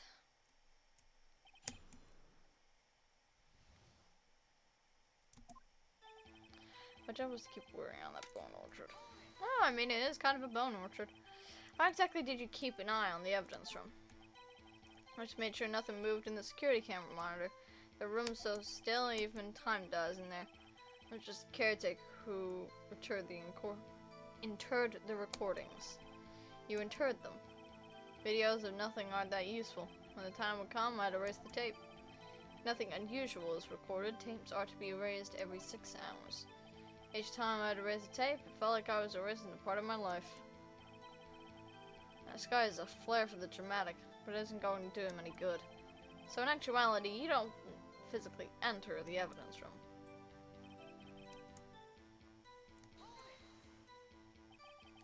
But you made your rounds on the day of the crime, right? Ain't you heard a word I said, partner? I told you that I ain't my style. I'm afraid I don't understand. No desperado I know lets rules get in his way. No desperado I know joins the police force. So, Officer Marshall, on the day of the crime, Just between you and me, I didn't set foot in the evidence room that day. There's rubber gloves stuck to the victim's locker. Do you know anything about that? Sorry, partner. Can't say I do. Haven't been in that crypt in weeks. How does this guy avoid being fired? I don't know, man. I think the same thing whenever we write about Illinois going on adventures. Because by now that man probably should have been fired. The amount of partners he's lost. He used to be a detective, so he's used the evidence room in the past, correct? Of course, back in the day, my locker was a gold mine of evidence. And yet you didn't know about the fingerprint locking mechanism? Sorry, partner, I ain't good with machines. Couldn't even tell you how a bike works. That's quite, incredible. The sensors on the lock handles cannot be seen. It's well known that some detectives are unaware of their presence. Now that he mentions it, Detective Gumshoe said something like that too. At any rate, it doesn't seem that this is relevant to the crime. Can you tell us what you were doing when the crime took place? What were you doing in a place like that? I was eating spaghetti. Not even Angel's steak lunches can beat the parlor's Mongol Spia pasta. Spia pasta. You abandoned your police duties to eat some noodles? I mean, vibe. Not all desperados eat tacos, partner. That's not what I meant. I hope this has at least taught you a lesson. It's strange. This is usually where Edgeworth says, "Did you not want to raise this year?" Billy's a perfectly respectable adventurer. How many partners has he lost? Out of ammo, Officer Marshall? That's right, partner. Or as you call it, evidence. If you plan to pin me to this crime, then you'd better draw. Otherwise, you're just wasting my time. My steel horse is waiting to carry me back west to the sunset. Those were all unrelated accidents. With one connecting factor. Him. One thing seems clear. Despite being responsible for guarding the evidence room, the witness does not appear to have seen anything. Texans don't take orders from anyone. Everyone knows that. Didn't you say you were from LA? Apparently your superiors don't. Okay, I have a trump card up my sleeve, so I better keep my cool. Before I use it though, I'd put it up the ante. What do you mean up the ante? That boulder was stalking him. Uh-huh. Ugh. Destiny.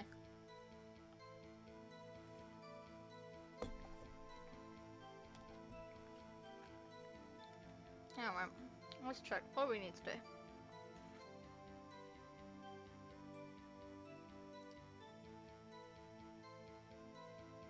Right.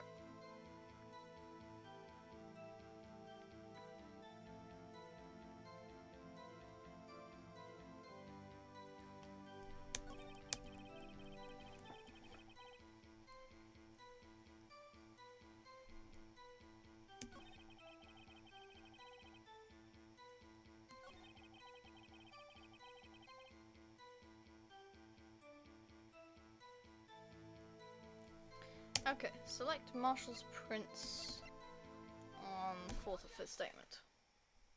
There we go. Guess he's back. Don't break my stream. Doesn't it strike you as odd? That is, you being called to testify like this.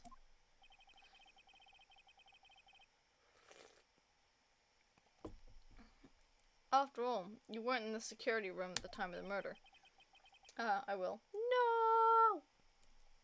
And yet you dragged me down here. Explain yourself, partner. It's quite simple. You left a very large trail behind at the scene. Or to be exact, a handprint. That's real good, partner. Like I said, I'm the caretaker of that crypt. I pay my respects, that is, make my rounds about once a month. It's only natural my fingerprints would be in there. Does anyone know how I can decode a spectrogram? Nope. No idea, man. English it were, officer. But you see, your fingerprints were covered in blood. Witness, what's the meaning of this? Your blood-stained fingerprints were at the crime scene?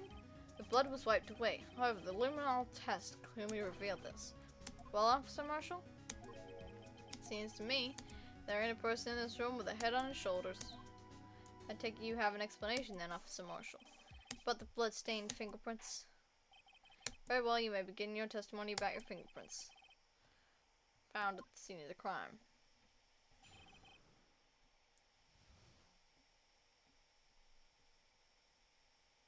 Okay. Like I said, it's only natural for my fingerprints to be in that evidence room. One of them just happened to be at the same place as a blood-stained handprint. The murderer touched the locker where my fingerprint was by chance. The bloodstain and the fingerprint are completely unrelated. Or didn't you know the murderer was wearing gloves? See, I had nothing to do with it.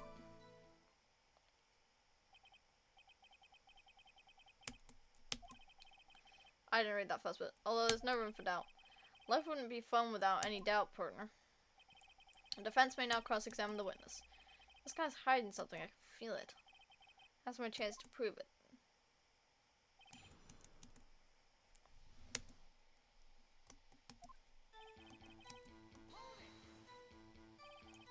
That's because you, how did you put it, pay your respects once a month?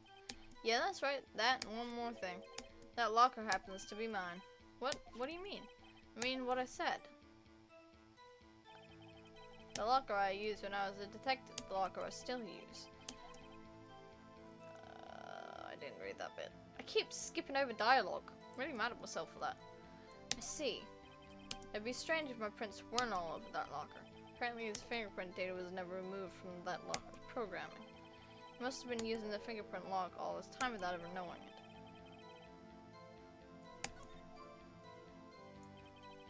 One of them just happened to be at the same place. Busting it.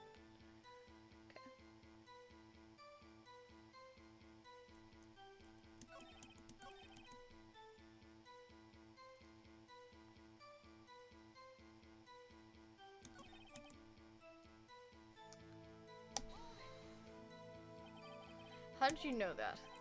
I didn't alone, but I still do my job. I keep up on the reports. The blood stain at the scene thought to be left by the murderer. That's right. I found out Detective Gumshoe's locker.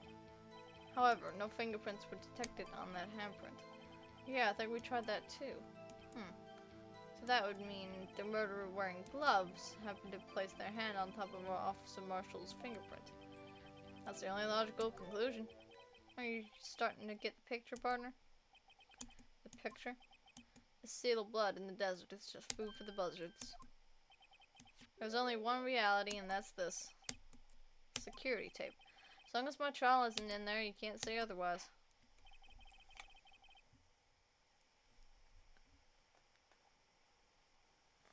Hang on. Stretching. It's a long ass stream. At least for me. If Twitch would stop splitting them up. This isn't getting us anywhere, Mr. Wright. Please consider carefully where you're going with this cross-examination. Yes, Your Honor.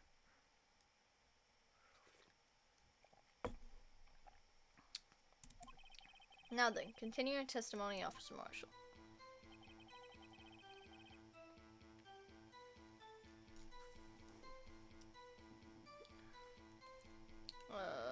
Press on that statement.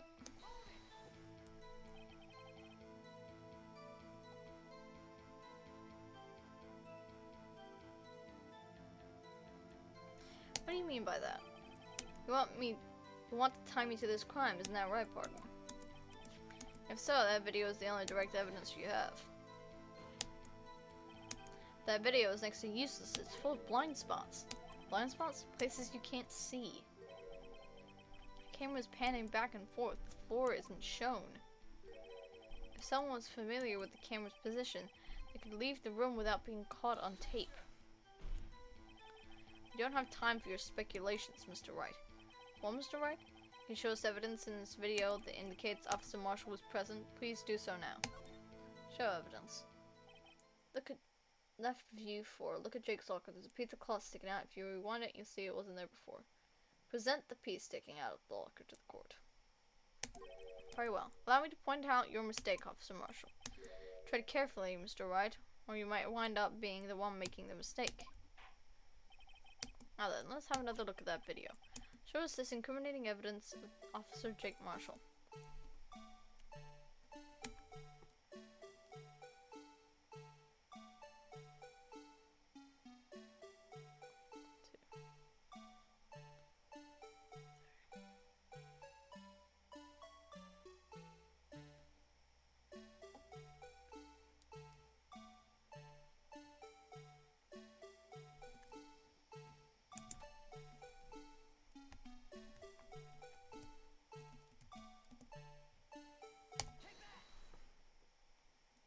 Do you have disconnect protection on? Do I have what? You could probably take that as a no, but no, I don't.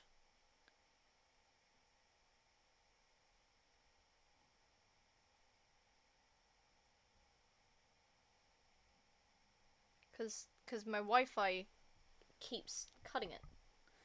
There's a setting on Twitch. What? So you're telling me like the last... So if you disconnect unexpectedly...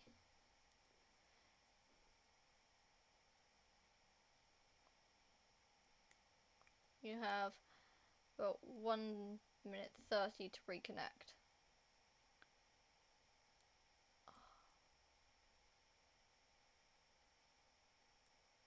No, I don't have that on. And it keeps streamed together. That's helpful. I'll take a look at it after the stream's finished. Bring our attention back to the security camera is a mistake that I'm afraid you'll soon not forget, Officer Marshall.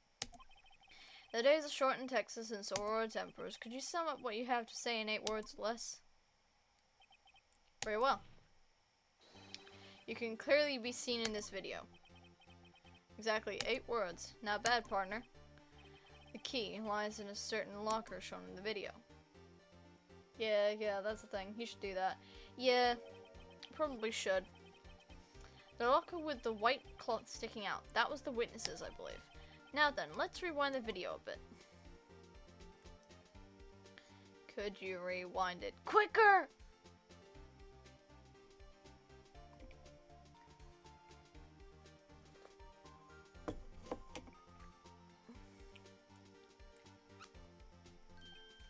Oh, the white cloth, it's gone. What's the meaning of this, Officer Marshall? When the crime took place, the white cloth wasn't there. Then it suddenly appeared. There's only one explanation. Officer Marshall, you were in the evidence room at the time of the crime. What's more, you opened your locker when the camera was turned away. Oh, thank you for the video. I'm sorry if I'm missing watching your streams. Sorry if I'm missing. I'm watching your stream, a match, and also decoding the ARG thingy, LMAO. Dude, that's fine. I get it. Hold your horses. Sorry, partner, but you got the wrong man. So what if my locker was opened? That doesn't mean I'm the one who opened it. The murderer needed to hide something, so he opened the locker and stuck it in. That's not my fault he happened to choose mine. Why is everyone staring at me like I'm a wanted man? This guy isn't just playing dumb. He really doesn't know. I hate to rain on your parade, but you're the only person who could open that particular locker. Oh yeah? I'll call your bluff. You say I opened that locker? Now prove it.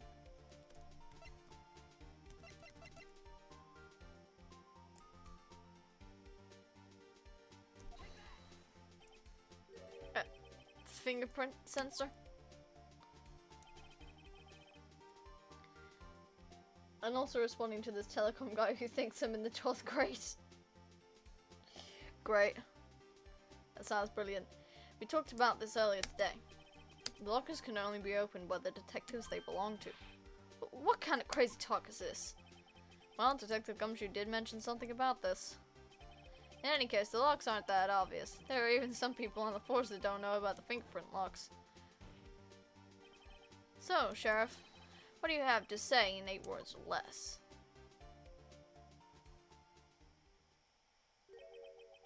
I only got 1 word for you, partner. No! We got him. We fucking got him. Order, order, order! Witness, explain yourself. If this is a joke is the worst I've ever heard. I assure you, this is no joke, Officer Marshall. Now then, please tell us what you were doing in the evidence room at the time of the murder. Ole, please answer the question. What is he now, a bullfighter? That's alright, Officer Marshall. I believe we can figure the rest out from here. We can? Have a look at these floor plans. Not discount Illy. I'm sorry. He is involved in this. There's no place for someone to hide in the evidence room. Yet Officer Meekins didn't see Officer Marshall. If that's so, then where was the witness? Seems Mr. Wright has an answer. That's right, the only possible conclusion. Well then, let's hear it. Where was Officer Marshall at the time of the crime?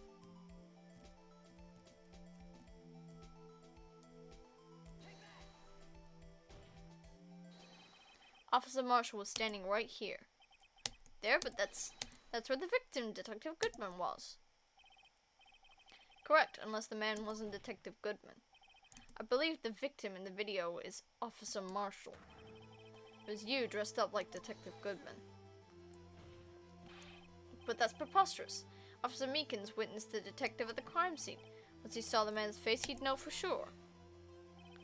May I point out, though, that Officer Meekins did not know Detective Goodman. He also testified about the man's reaction when confronted. When I entered the evidence room, I asked him to show his ID card, sir. Yes, and how did Detective Goodman respond? He suddenly pulled a knife on me. Something about the officer's story puzzled me. The man had his ID card, why didn't he just show it? Yes, he would have needed it to enter the evidence room, so he must have been carrying it. The answer is simple, he couldn't show it. As you can see, Detective Goodman's picture is on his ID card. Oh, I get it. If he showed that, his cover would have been blown. Officer Meekins would have realized the man wasn't Detective Goodman. So do you have anything to say, Officer Marshall? You got quite an imagination, partner. We got a term for that. It's called circumstantial evidence. Circumstantial evidence? He's still denying it. You're gonna have to do better than that to break a detective, unless you have hard evidence proving I dressed up as the victim. I can't say I particularly care for your uncooperative disposition. Can't say I care for your beard, but you don't see me complaining. Again, with the beard slander.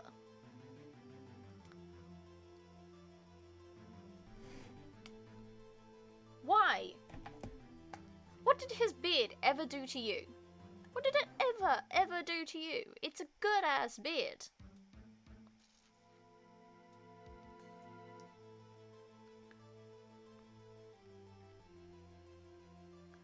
Alright. I forgot my meds. Oh no!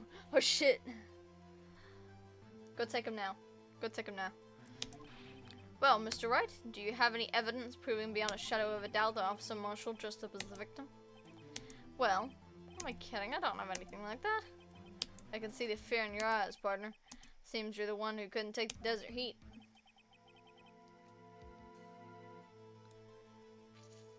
Ugh, this can't be happening. So obvious he's the one. What can I do? Looks like your lack of experience has finally been exposed. I'll pass on to you what someone told me when I was just starting out. When you've run into a wall with no place to go, return to the basics. The basics? For me, that would be what Maya used to tell me. Phoenix, try thinking outside the box. I shouldn't look for proof that Officer Marshall was in disguise. Rather, I should look for evidence that came about because he was in disguise.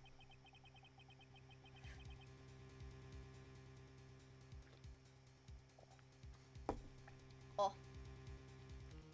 My jaw just clacked. Why do you think this locker was opened in the first place? What do you mean? There's no reason for Officer Marshall to open his locker at the time of the crime.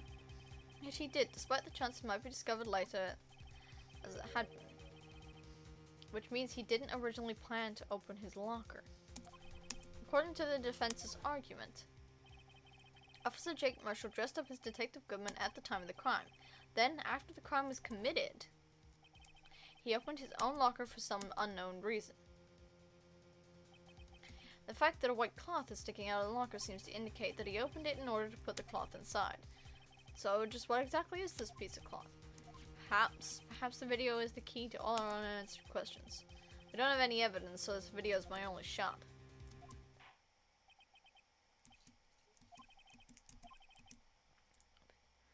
Okay, we're finding the...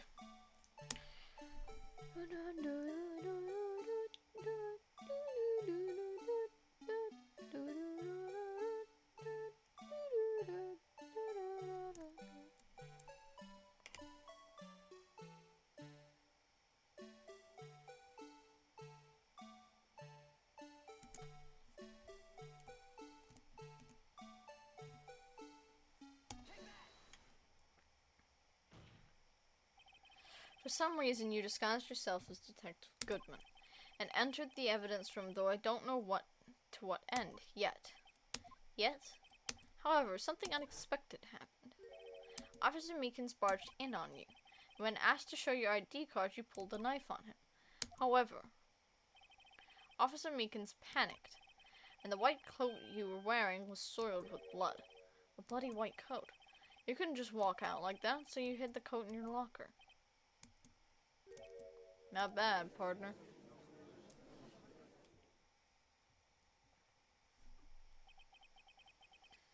Oh, okay. Hang on. Stretching. Have to do a lot of stretching. Good, I'm tired, man. Tired as fuck. Now then, Officer Marshall. Are you ready to tell us the truth? Looks like I underestimated y'all. I hope you're happy now, Mr. Edgeworth.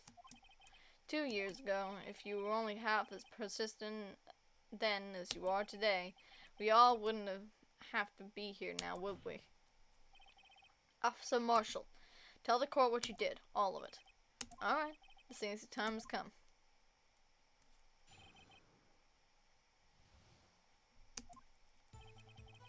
I had to do it that day. I couldn't just stand by and...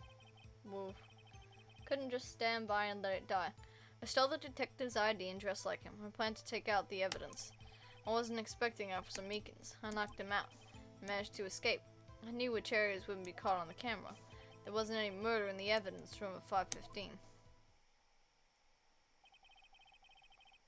So the supposed victim was really you. But there's only one thing I still don't understand. Traces of a large quantity of blood were found on the floor in the evidence room. If no one was murdered, then how could that be? Officer Meekins managed to cut his own hand. My guess is he's the donor. There's way too much blood for such a small donation.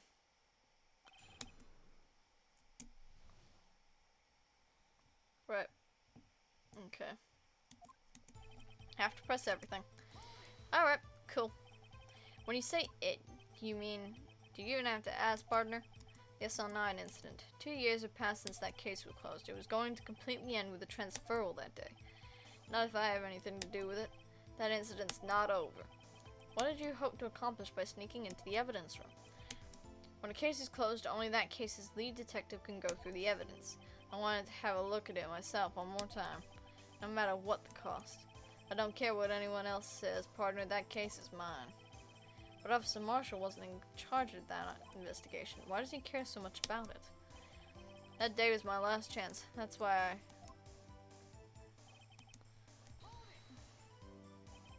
Why did you disguise yourself as Detective Goodman? If I didn't make it look like Goodman was carrying out the evidence transfer, I'd be arrested for stealing evidence, which wouldn't get me anywhere. So you did it to fool the security camera. The detective's ID card? I stole that the morning of the incident. So that really was why Goodman started filling out that lost item report. I returned his ID card and left it on the floor in the prosecutor's office parking lot. The ID card I found was left there by Officer Marshall. So essentially, you managed to succeed despite your lack of foresight. What do you mean, partner? I mean the fingerprint activated lock, of course. No matter how well you disguise yourself, you can't change your fingerprints. Under normal circumstances, you wouldn't have been able to open that locker yourself. And he could have. He could because a rubber glove... English, not Englishing. But he could because a rubber glove just happened to get stuck in the door. That means Detective Goodman must have opened the locker before Officer Marshall.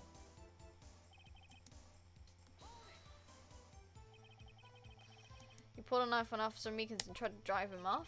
Let's just say I was a little surprised. I only planned on being in the evidence room for no more than 5 minutes. Didn't think anyone would actually come in during that short time. Officer Meekins certainly is a one-in-a-million type of person, mistaking a detective for an intruder and demanding to be shown his ID. I'll have to think a little more about his raise this year. When did Edgeworth get so much influence? Anyway, he threw himself at me and I ended up cutting him slightly. I'm sorry I had to turn out that way, with me knocking him out and everything. By the way, what happened to your knife? Oh, you mean this one? I don't know what to say. So you knocked Officer Meekins out, and... So you did your research beforehand. Those who go into the desert unprepared don't live long, partner. Didn't think it would make a difference, though. The security tape is erased every 6 hours. If all had gone as planned, no footage would have been left. However, you bloodied your coat in your struggle with Officer Meekins. If someone was in the security room when it came out, the jig would have been up. I opened my locker and stashed it in there. What was Officer Meekins doing during that time? What else? He was sleeping like a baby. So what you're saying is, on that day...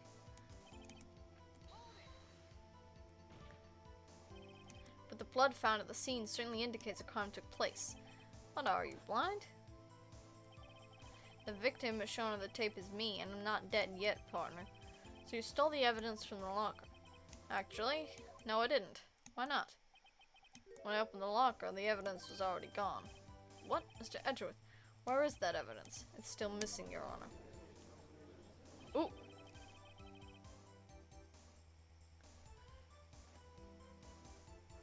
Oh. Reposition it. Stretch.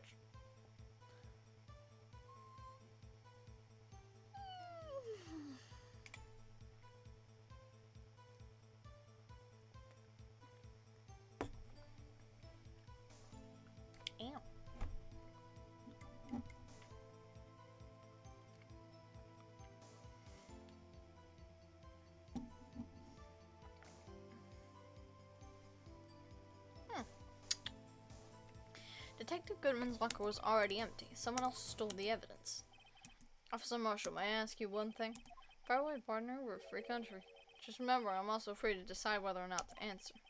Why did you do this? Stealing a detective's ID, injuring a police officer? This is no small offense. Moreover, you're an officer yourself. This will have serious consequences. It can't just be forgiven with a simple cut in salary. Not that salary cuts are ever a valid solution. Like I said, this isn't your case. This one is mine. And I'll do anything it takes to get an answer I'm satisfied with. The witness has an unusual amount of zeal. Let's hear more. I do know why. Because I just got given this. Officer Marshall, I think I understand. I think I know why you care so much about the SL9 incident. Sounds like you've been sipping too much cactus juice, partner. I have the SL9 incident file right here. The name Marshall is mentioned in here. A list of murder victims. Neil Marshall. Are you related to this man? Neil Marshall? Yeah, I'm sure you heard the name. 2 years ago. You received the same lousy prosecutor award you got. What? A prosecutor? You must have been talking about the King of Prosecutors Award. Now I remember. Prosecutor Neil Marshall. He handled the SL9 case before I did. Yeah.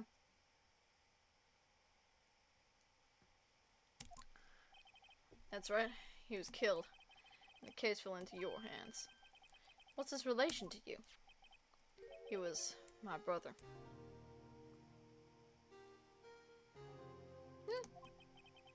He was investigating the murders with Damon Gant, the then Deputy Chief of Police.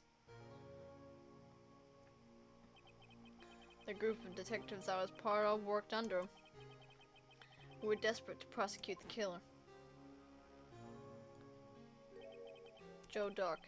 Our brother Fort Dark was killed. That's the first time Dark left behind any evidence.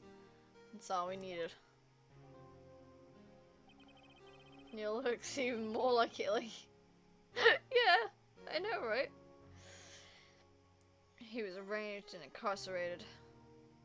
The case was finally closed, at least according to the public records. What do you mean? My brother couldn't have been killed by Joe Dark. I know my brother better than anyone. No one could have beaten him in a fight. That's it? That's your reason for your insane actions? There's more to my brother's death than what the records say. No matter how much you try to hide it, you can't fool me. Well, at least one thing's for certain. Now we know what happened to the police department on the day of the crime. Sippy sippy.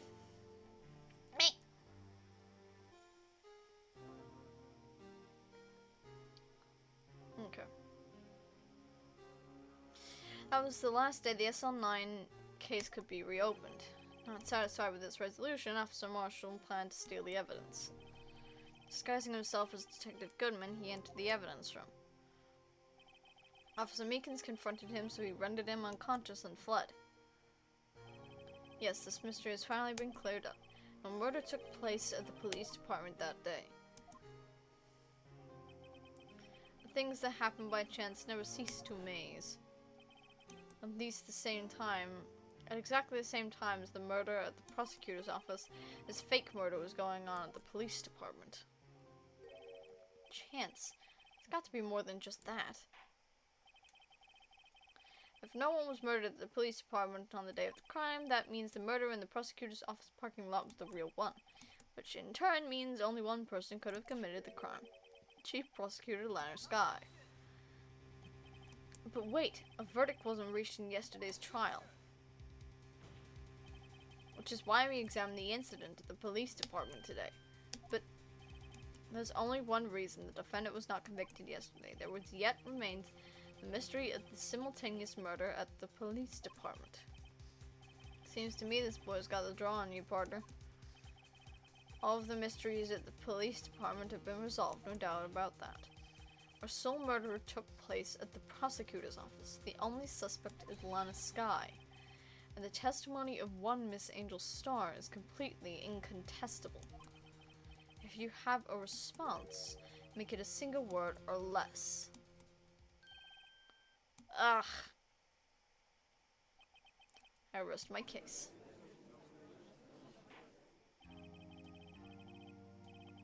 Seems this trial has reached its conclusion. There's no room for doubt. Well done, Mr. Wright. Thanks to you, I didn't need to waste my time disproving this alleged murder at the police department. There's no doubt what I proved today is true. The apparent murder on the security camera's tape really was fake. I didn't realize that would end up proving Lana guilty. Now then, the time for the verdict has arrived. This court finds the defendant. Hold it. Your Honor, wait. Emma. The defense has an objection. A scientific objection. Right? What do you mean, right? Mr. Wright, are you this girl's guardian? Your Honor? Oh, in a sense. Please, Your Honor, all I'm asking for is a minute of your time. Please hear me out. Mr. Edgeworth, please. I don't want to leave any loose ends. You want a minute? I'll give you 3. Aww. I was kind of in shock. Finding out the SL9 incident referred to the Joe Dark killings. Now that she mentions it, the names of both Sky sisters were in that file.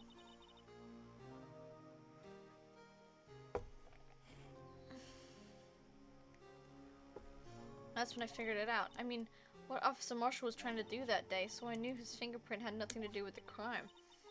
Left only one thing, the other handprint. Made the traces of blood found on Detective Gumshoe's locker. But if no fingerprints were found on it, right? No, but I examined it scientifically. I'd be sure to find a clue. So, I ran over there and looked at it again. So did you find something? No. Huh? Sorry, I guess I'm not much of a scientific investigator after all.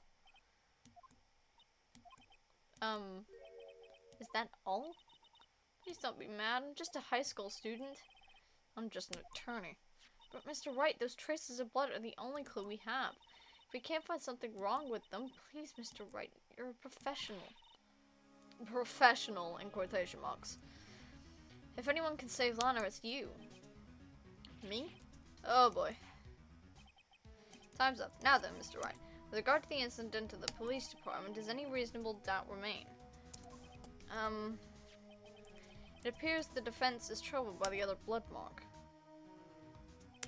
Looking at the floor plans, a handprint was discovered around here. Is there a problem with this?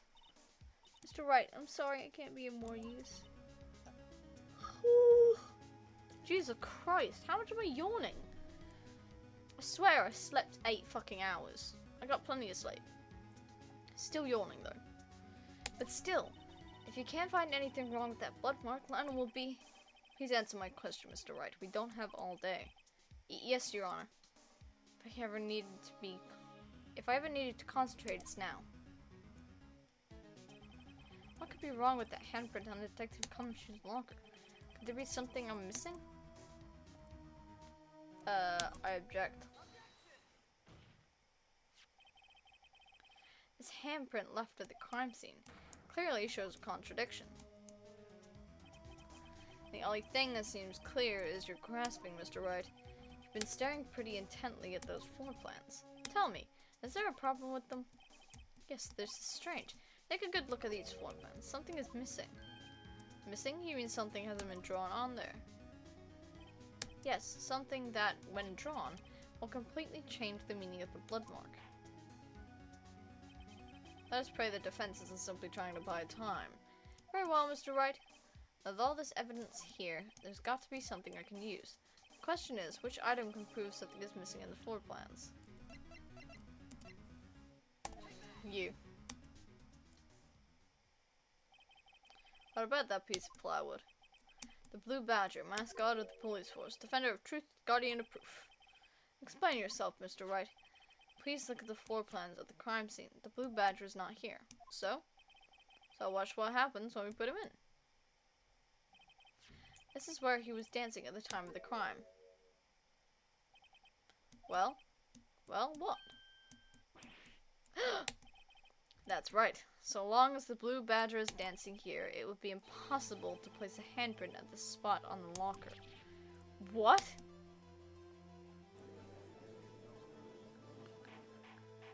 Oh god, how much do we have? Oh, not much left. Not much left. Alright. In a sense. Not much for me to present or do much. Oh. Why am I so tired? Fuck. I'm tired. Oh, it's over soon, so, you know. So that means, just what exactly does that mean? It means it can't be done. What are you saying? Blood traces were undeniably found on that locker. Don't look at me, I didn't put it there. Mr. Wright, think it through scientifically.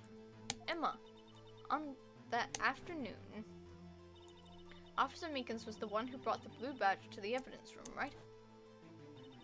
After we put it down, it would be impossible to leave a handprint on that locker. So it must mean this blood mark was left there before the Blue Badger was brought in? Just one moment, I will not allow such far-fetched balderdash in my courtroom. It may sound far-fetched, Your Honor, but it's the only possible explanation. Fuck, my brain is being weird. Okay. Hang on. Okay. Never mind.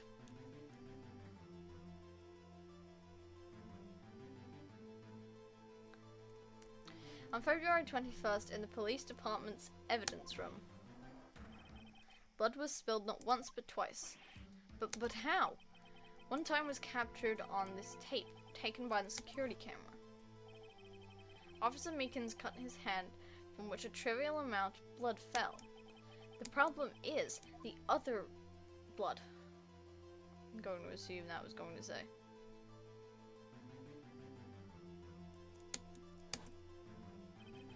Someone bled prior to the struggle shown on this tape. It had to have been Detective Goodman when he was really murdered. That's ridiculous. I refuse to accept your absurd claim. The murder portrayed in the security tape has been proven to be a fake. However, that does not explain the blood mark found on the locker. God, this is an objection tennis match. So then, assuming this murder you purport really happened, then when did it take place? I demand you show evidence that proves when it occurred. ID card record. To summarize, the defense claims that prior to Officer Meekins being cut by Jake Marshall, who was posing as Detective Goodman. Another incident took place in that evidence room. That's right, the blood mark on the locker proves this. Very well. Then tell us, when did this first incident occur? As Mr. Edgeworth said, proof must be presented. Proof that shows when the murder took place. There's only one piece of evidence that can show that. Now then, will the defense please present this evidence? What shows when the first crime took place?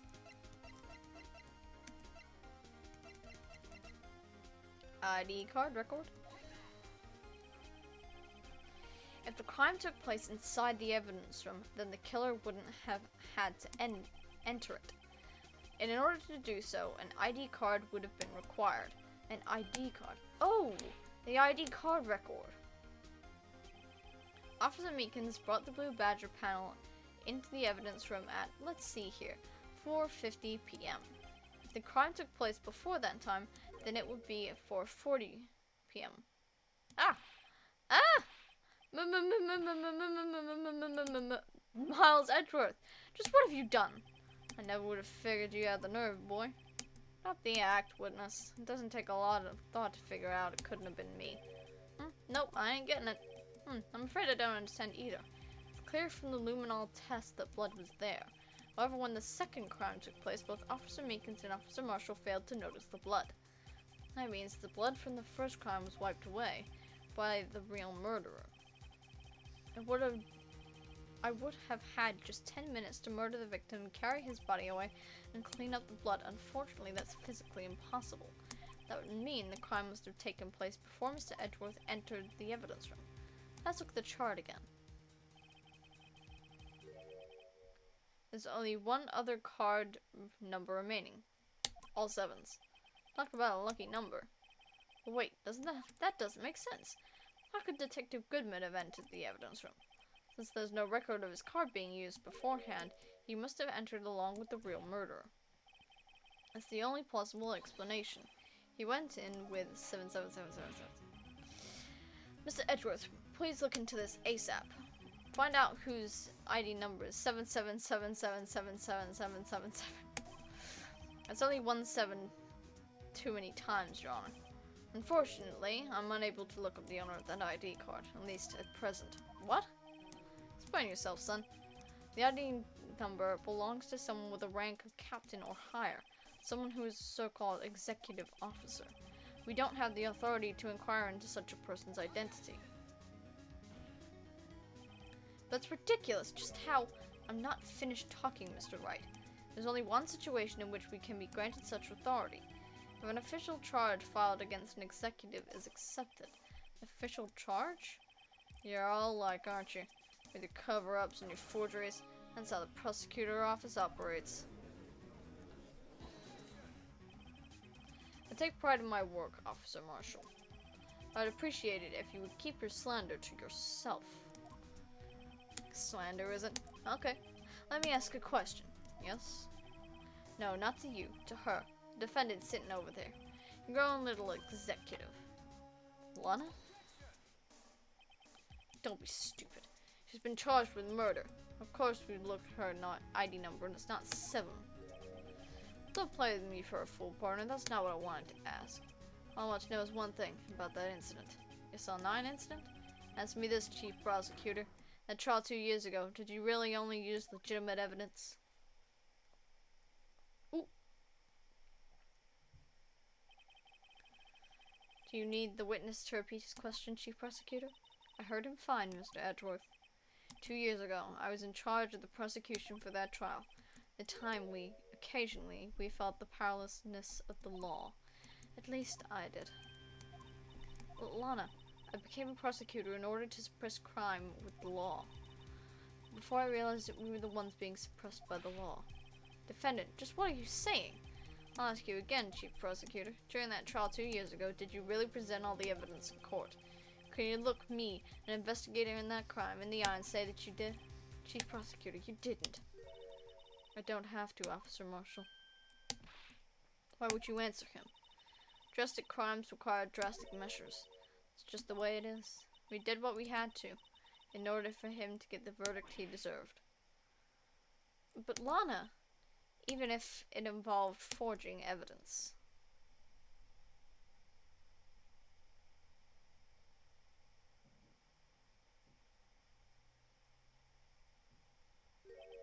See?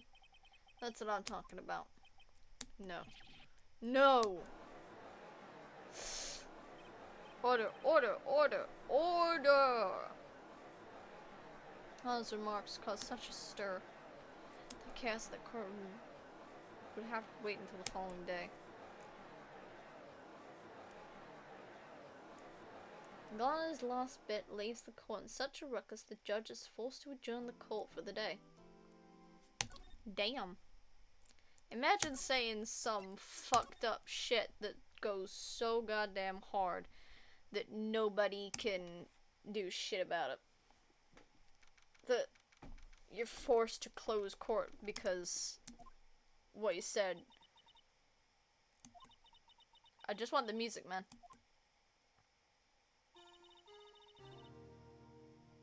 There we go. Music.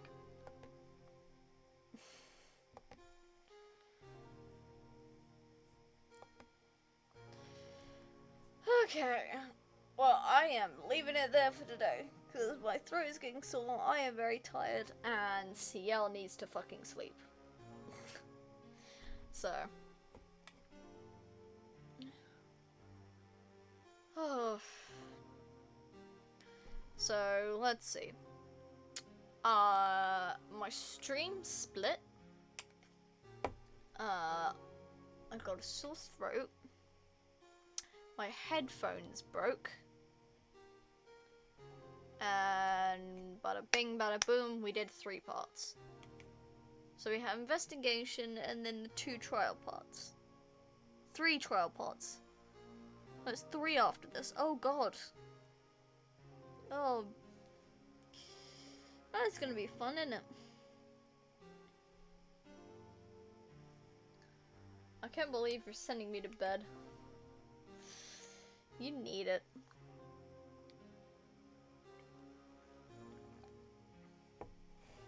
Oh. Ah. Hang on. I need to switch it over to this one. There we go. That's the right one.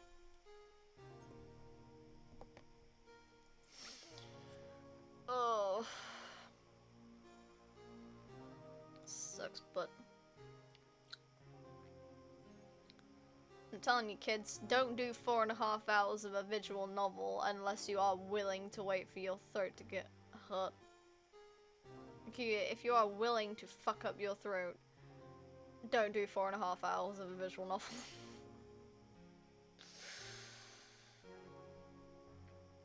Oh. Combi! D5. Maybe some other day.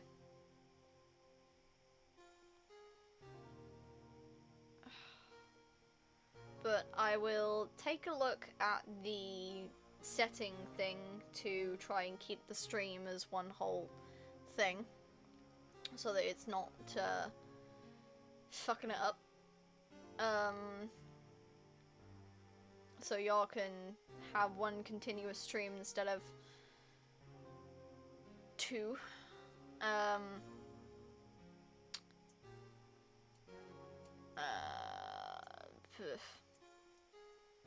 I'm tired. And my throat hurts. But I will get the VOD out soon. Oh, Jesus. Christmas.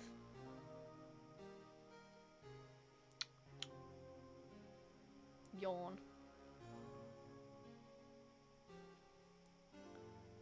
Oh. Well. Not much I can do. No. Doing a visual novel, it's to be expected. Your throat's gonna hurt.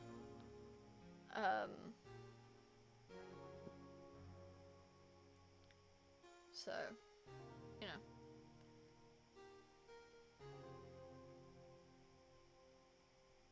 Hey, you caught it. Nice. But, yeah. Hang on, let's write it down. Let's write out what we did. We are on... Yeah, so... It is...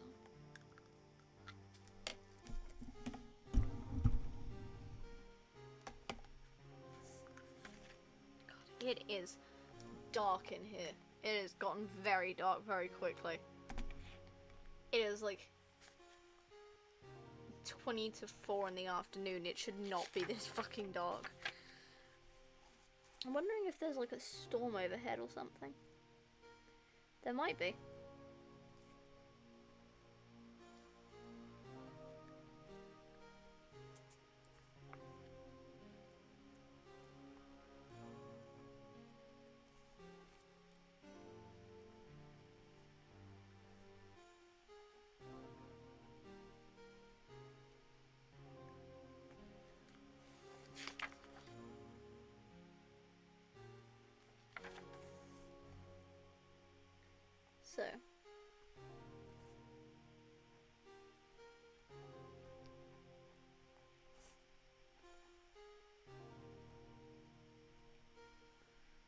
So we are on day 3, I think.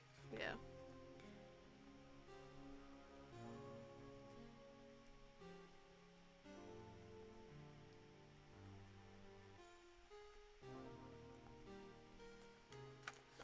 Alright.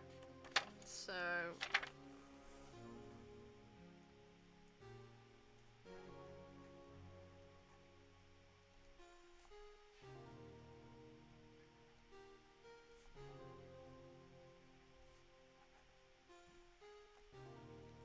the police murder was fake. And what else? Is there anything else to even put?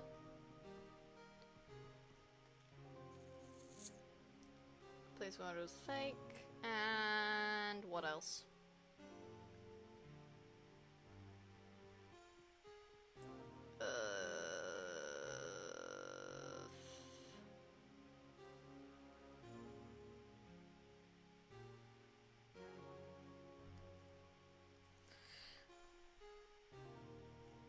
False SL9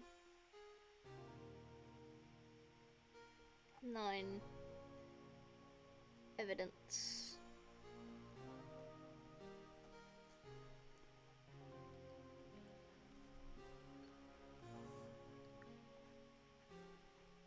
Yeah. Okay, so we have the police murder was fake and false SL9 evidence used in old trial. There we go. The hot ones are always guilty. Hang on. It's not entirely the case in this. I'm gonna have this just like that so that it doesn't feel as dark and dingy in here. Because seriously, it feels so fucking dark. It's probably because I've got my curtains closed, but like, Jesus. Anyway, Marshall simply impersonated an officer while being an officer. Attacked an officer. Okay, so maybe he'll get a sentence or something.